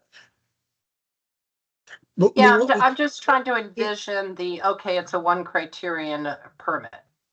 I'm just trying to conceptualize that. So yeah, I'll be quiet now. Okay, this proposal is not that. This proposal is to say we have 10 criteria, 32 sub-criteria, and for all tier 3 areas, here's the list of criteria that will be used in the review, and we're going to leave out a few, but we're going to use all of these, and it's just simpler and or a little more consistent. It's just we're leaving out some. Go ahead, Kirsten. Yeah, I think it would have to be under Brooke's kind of concept, which I follow, and there's logic there. I think you'd have to clearly define these are the specific criteria that are to be examined for this specific resource trigger, if that's the model that's advanced. And yeah, it is home occupation that requires that staff interpret the potential for impact under all the criteria. So be nice to just have it more explicitly defined if that's the approach. Okay. Well, yeah, can we move away from the reduced criteria piece of the rule and talk about some of the other elements that that folks have questions or concerns about? Sarah's, I think, is worth talking about, and I can tell you that the Department of Fish and Wildlife representatives and myself have had too many conversations to count where this issue has come up.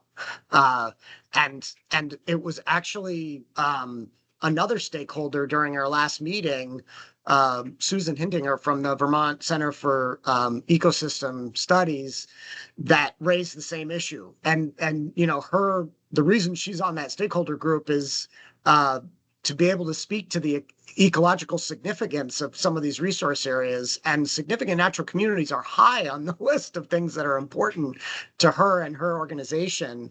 But she still recognized the problem.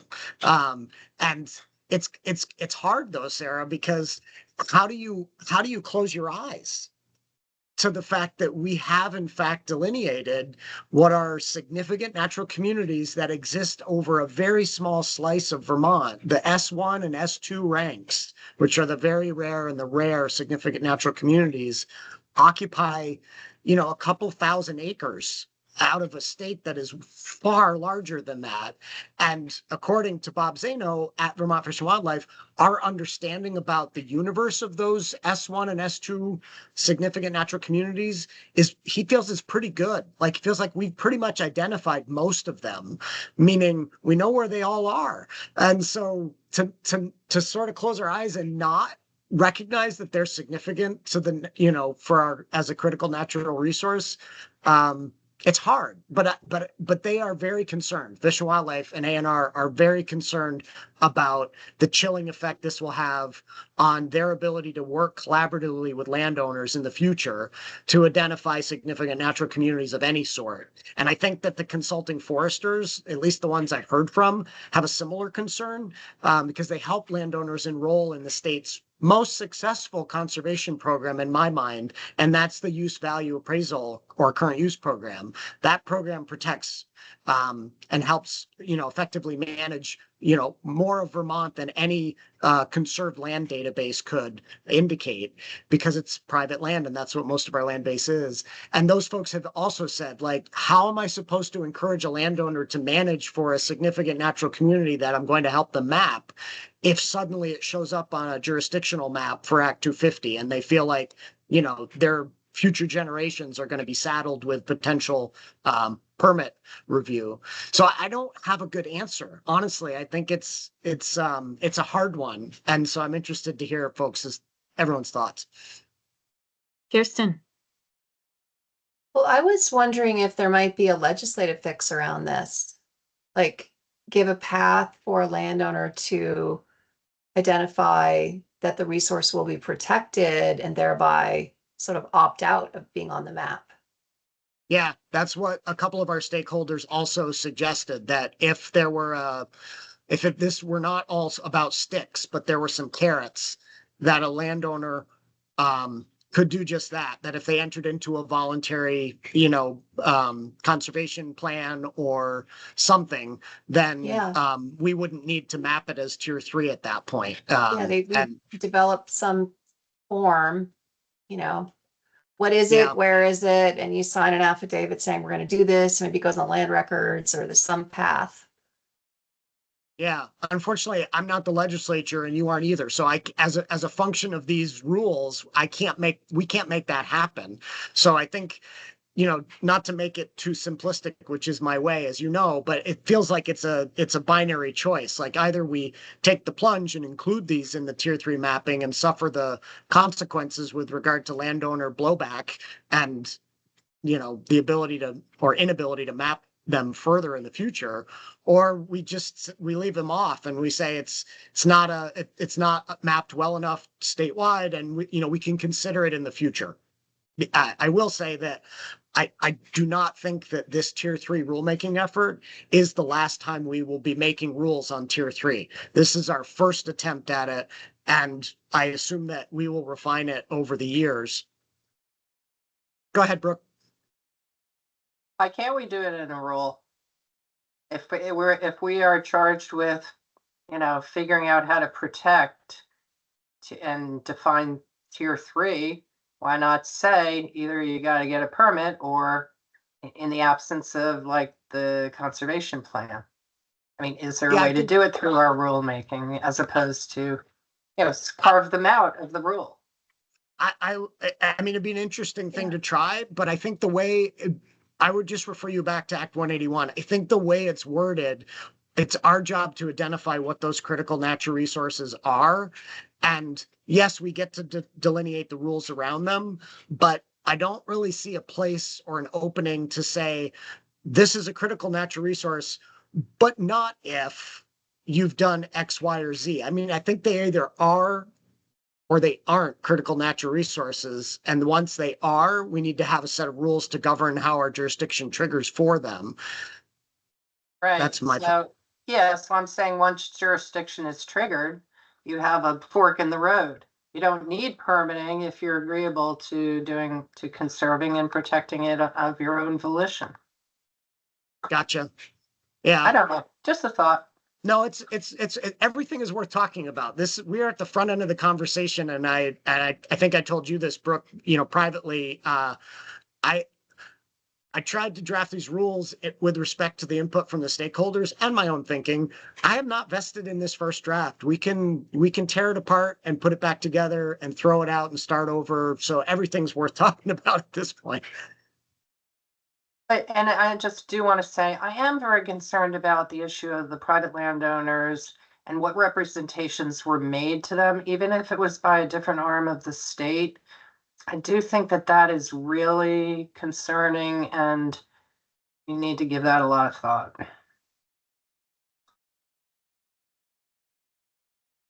Sarah? I think Brooke and I are on the same page. I was thinking there has to be a way to get this through rulemaking that doesn't require necessarily a full-blown legislative fix. And the thing that I was reminded of is I think under rulemaking it's evolved, particularly with municipal impacts and jurisdiction, like what's involved land.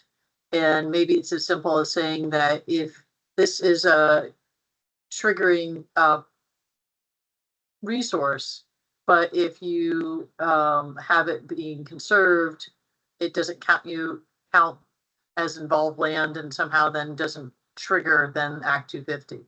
So I would love to see a more finer point on why can't this be rulemaking?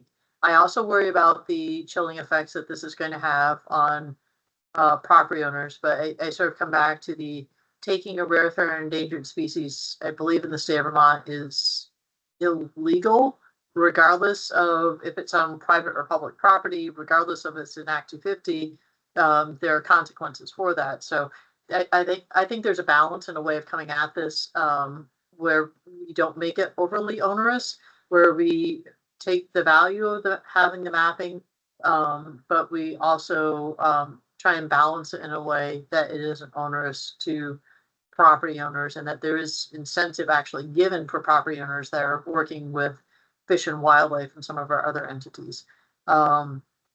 So again, this is, I think it's going to be more complicated, but I'd rather do it right. And if it's more complicated and takes more time, let's do it. But I just worry about, I think this comes back to some of the forestry conversation too, in terms of having a larger involved parcel. Is let's not involve more than what we need to.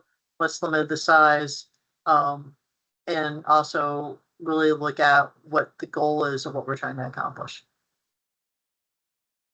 Thanks, Sarah. I'm going to agree with Sarah and Brooke here too. Alex, you were saying if we map it as critical resource and then we say it's not, then I think we're not mapping critical resource, we're mapping tier 3. And there are other critical resources that aren't being mapped into tier 3, as you started us out with. And so I don't see this as too problematic to offer this sort of off-ramp in rules. And I think that, we can have Rebecca comment on this offline, but that there is room to interpret that we have the authority to develop rules that would allow an off-ramp. Kirsten.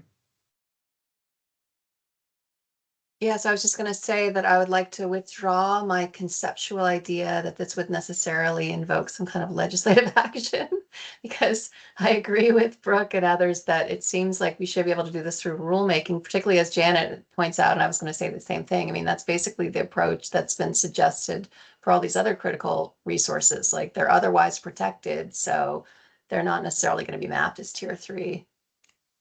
So, okay, that's a clear consensus. So the more thought needs to be put into that, little bit of legal advice. I will just say, as the wet blanket on this, just one of 5, that there's a little bit of you're damned if you do. Sorry, we are damned if we do. We are damned if we don't. In that, if such a fork in the permitting rules, was instituted, I think some landowners might see it as a cudgel or some kind of a quid pro quo that like, okay, if I conserve my land, you don't care what I do there, even, and I can go do things in it that would impact it. But if I don't conserve my land, you're going to club me with the Act 250 permit review. And it just doesn't quite feel right to me, and with that kind of a bifurcation, and I think I want to just be sensitive to the way the general public would perceive this, even if we're talking about best of intent. So I'll leave it at that. I appreciate the fact that the four of you are on the same page there, and I'll continue to look into that for sure. Kirsten. Yeah, can I just respond a little bit? I wasn't myself envisioning that this would necessarily implicate full-blown conservation of an entire parcel or something like that. It's really focused on resource protection. Like, what is the specific resource and how is that to be safeguarded? Yep, understood. Yeah, I would echo that. Okay. Where would you like to go next? And Janet, help me out here. How much time do we have remaining? We have 20 minutes. Hooray, that's plenty of time. Any other facets of the precepts I was explaining, or components of the draft rule that you want to chat about? I mean, Janet, you mentioned one, the 15,000 square foot impact level, but there are probably others. Brooke? I have some wording issues where I think maybe it's extra stuff we may not need, but I don't want to take up anybody's time doing it here. I didn't have it ready before the meeting to send to you, but I just want to share a couple, language suggestions. It doesn't, in my mind, really change much of the overall meaning, but Yeah. I don't want to waste people's time. But I am very interested in how we arrived at the 1,500, and is that, my real question is that appropriate for any of these resources, is, that kind of thing? So tell us about how you got to that with the folks. Yeah, that's a great question, and one that I wanted to get the stakeholders' feedback on, but we ran out of time at our July 15th meeting. Some of the stakeholders along the way, while I think most of them were on the same page about the trigger being impact-based, which in my mind means you got to measure it, may not have to measure it, but at least that was where my mind went. Some of them indicated that it might make more sense to have the trigger be differentiated based on the type of resource that constitutes that portion of the Tier 3 designation, so that we would treat the trigger would be different for a habitat connector area than it would be for a significant natural community, than it would be for a headwater streams area impact.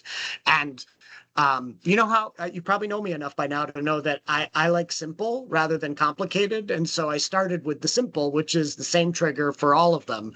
And I'm not convinced that that's the right way to go. Janet makes a good point about some of the smaller areas, significant natural communities in particular. 15,000 square foot impact could be quite substantial. You could drive a bus through it, as one of the metaphors, and in reality you could drive a couple buses through it. So I don't think we have to stick with just one common impact level, but the reason that the 15,000 square feet was what I started with, has nothing to do with the stakeholder input. We didn't talk about that. This is an Alex thing, so take it with a grain of salt. And it's a lot to do with what Sarah was mentioning. It's my vision that these tier 3 resources are going to pull into jurisdiction very small developments. And that could be somebody adding an accessory dwelling unit to their property for their mother-in-law to live in as they age. That could be somebody adding the detached garage that they've always wanted, but they didn't add until January 5th of 2027, and the Tier 3 is in effect then.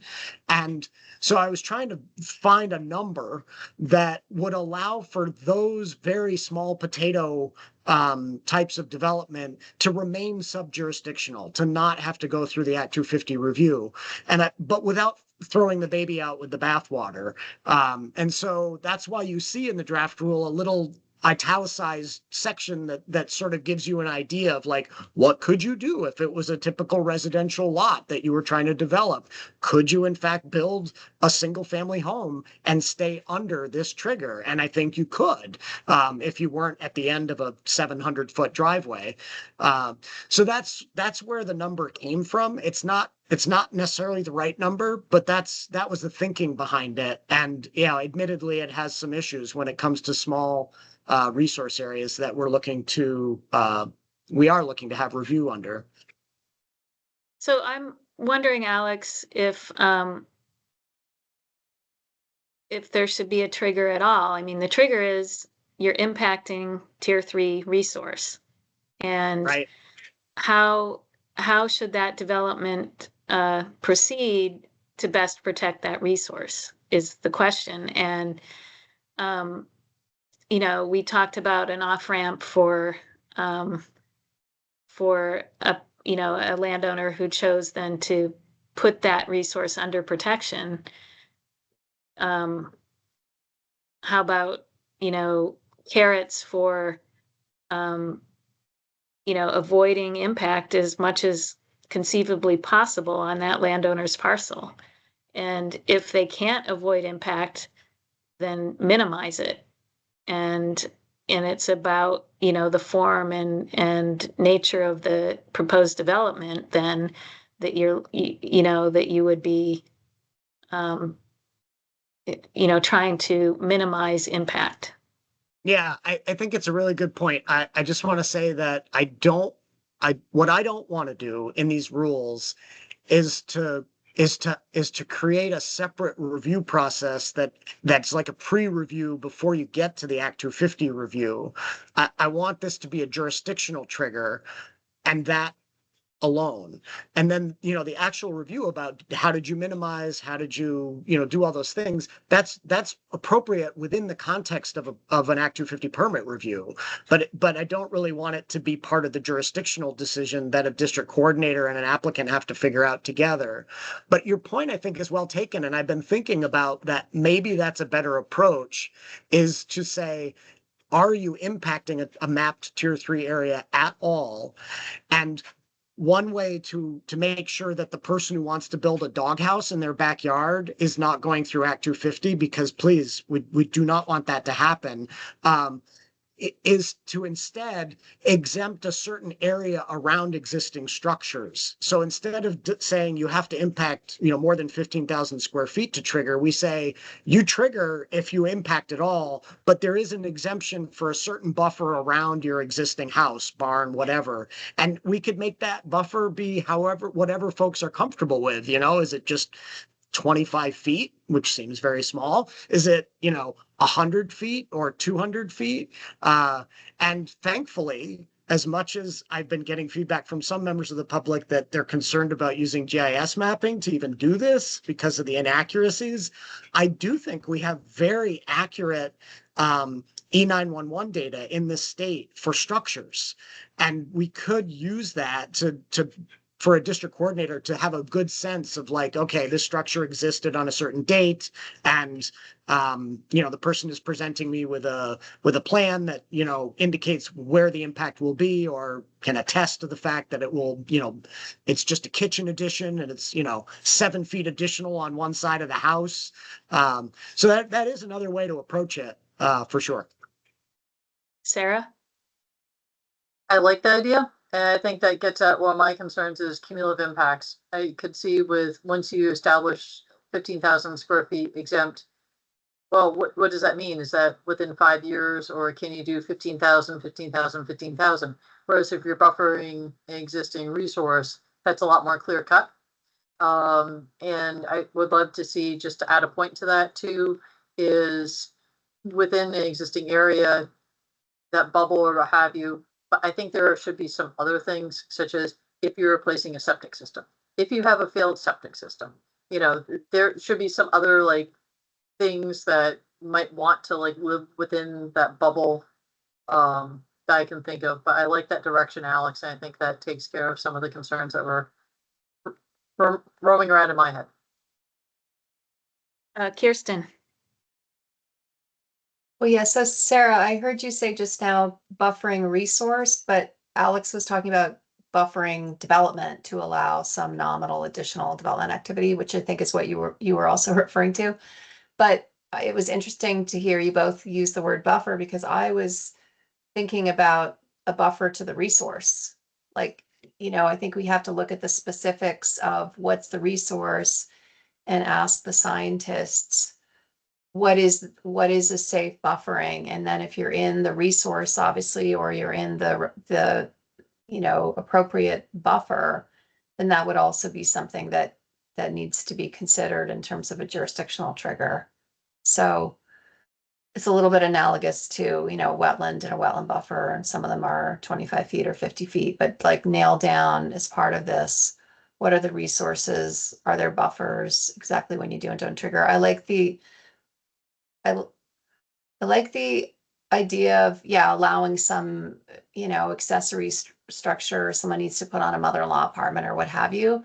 But I also want to make sure that we safeguard against, adverse impact to a critical natural resources. So I don't know if there's a way to define, having that occur, like having that qualifier as well, as a parameter. So. Those are great points, Kirsten. And yeah, I wanted to just speak to the buffering of the resource point that you're making, because the wetland rules, I think, is a really good example of how the state already does that. There's a wetland area, but the jurisdiction applies not just to that. It applies to the 50-foot buffer around it, or potentially the 100-foot buffer around it if it's a class 1 wetland. So for the significant natural communities, Fish and Wildlife has indicated that they would like to see a buffer. So they've delineated those natural communities as polygons, so they know where they are on the ground. And their feedback is, yeah, there should be a buffer added to that. So tier 3 shouldn't be just the boundary of it. It should extend beyond it. And what that buffer is a little bit open. We're not quite sure. Should it be 50 feet like the wetland rules? Should it be 100 feet like the class 1 wetland rules? So we're talking about that with regard to the significant natural community layer. With regard to the habitat connectors, it's sort of built in the way that we're mapping them right now. And we can look at the mapping maybe next time. But again, Fish and Wildlife has proposed a mapping algorithm that takes the most critical road segments that have the most intact vegetation on either side and buffers those out to a certain distance and calls that the habitat connector. So we essentially incorporate any buffering just by nature of identifying the habitat connector in the first place. The headwater stream areas, no, there is no buffer on those. And so that's worth talking about. And as has been mentioned, there are some mapping peculiarities with that data set and the speckled nature of it. So yeah, we are going to need to fix that in any case. Before I move on to Brooke, Alex, just to point out that the habitat connectors buffers really only include forested sections within the buffers. So Yes, that's why because you they're- see a stippled, that's why you see some sort of breaking up of that buffer as well. Brooke, go ahead. Buffers. What about thinking about like the homestead, 2 acres around single family homes, something along that line for a more consistent, bright line. Because I think that's one of the categories of landowners, homeowners that's very concerned about, what if I want to build the garage or the mother-in-law apartment? So the notion of, the curtilage, already developed area. I know 2 acres sounds like a lot, but something really standard like that to give some protection to existing structures. I think Yeah, I that's why Alex proposed the buffer on the structures to allow for that. Yeah, and I would say that right now, so hopefully you're getting the impression that the Vermont Conservation Design data is a big driver in this. And their habitat block data set, which defines where interior forests are, high priority and priority interior forests, defines where connectivity blocks are. And there's a third class of habitat blocks called geologically significant habitat blocks. Really important, very scientifically based. The legislature cites it all the time. It's really the standard we should be using when it comes to understanding habitat areas. That data set was updated in 2023, and it does what you're saying, Brooke. It buffers out every existing dwelling, and it uses it's not a 2-acre home site. It's not a rectangular shape that ties into some concept of a parcel, but it buffers it out to, I think, about 2 acres. And so that habitat block data has holes in it everywhere that there's a house, because the Fish and Wildlife Department says, sure, there is habitat, could be right up close to the house, but we're going to assume that the dog and the damn cats and, those gnarly kids who are running around bare feet, that they're going to have an impact on the ability of wildlife to exist in that area. And they buffer it. So it's not what you're saying is supported by the VCD database right now. So Annette has her hand up, and I would like to open it up to public discussion at this point, and then hold a break and then continue. So, Annette? Thanks. Yes, I was mindful of your time. So I'm going to raise something that I think I raised at your first or second meeting. And that is, every time when you're having this discussion about Tier 3, it seems to be all about housing. Act 250 regulates a lot of other things than housing. I would like to see the list that you all have in front of you of all the things that are regulated by Act 250. So what I'm thinking when you're talking about 15,000 square feet or houses or mother-in-law things or 2 acres is, what about a quarry? So Tier 3 areas can be affected, can be areas that are subject to industrial development. Yeah, I think you need to get your head out of the housing world bubble and think larger. But I'd like to see the list of all and that you all have in front of you, the list of all the things that Act 250 regulates, so that you're looking at the full big picture. And I guess the other thing I'll comment on is I don't really understand how this Tier 3 is going to work and how it'll be implemented. But I have experience going into an Act 250 hearing with citizens where they want to talk about wildlife habitat. That's already been taken off the list. There are already determinations that are made before anything ever happens that remove certain criteria. And I would rather see that practice continue rather than have anything exempted. I mean, that list of exemptions, groundwater, aesthetics, I see that as an opportunity for certain types. Who knows whether it might be a quarry, who knows whether it might be a housing development. I got reprimanded at the meeting the other day for implying that not all developers are good. I wouldn't exist in Vermonters for a Clean Environment, wouldn't exist if there weren't inappropriate developments proposed for Vermont. And so if there are a list of exemptions that criteria are automatically not being considered by Act 250 if a Tier 3 area is involved, I would, as a developer, try and use that to say, oh, okay, then I can avoid having criteria 2 and 3 looked at, or I can avoid having aesthetics looked at. So again, I just want you to think about the implications of what you're doing. I think the system works right now. as unhappy as people have been going into these hearings and finding that some of the things they think are important have already been taken off the table, there is already a process for doing that. So thank you. I wish you luck doing this. This is not easy. I appreciate that.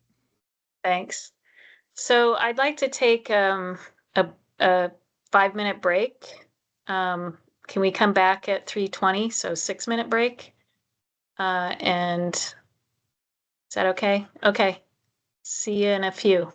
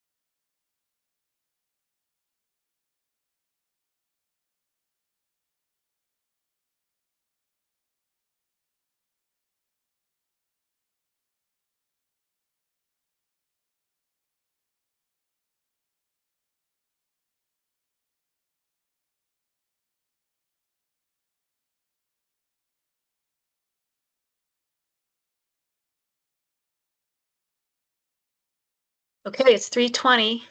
I hope board members pop back up here. Alex, hi.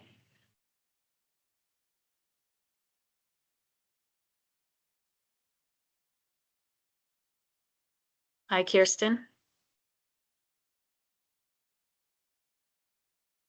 Brooke. And Sarah, here we are. So,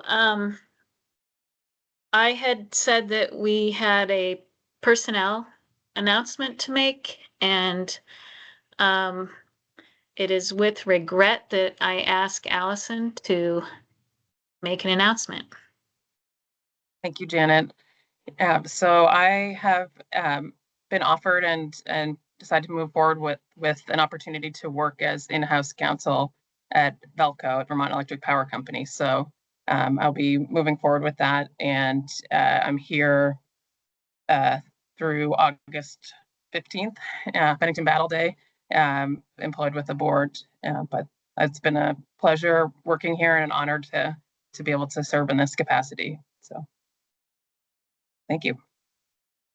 Thank you, Allison. I just want to say that it's been a pleasure having you as legal counsel to this new board in the last 7 months. I think your work has been exemplary and certainly indispensable to me. So, and I think the board, in addition to having some discussions in executive session about legal and enforcement matters, will want to take up some personnel matters in terms of a plan for succession and replacement. So just want to put that out there at this point. And we are ready to move forward to the next agenda item, which if I could get a motion.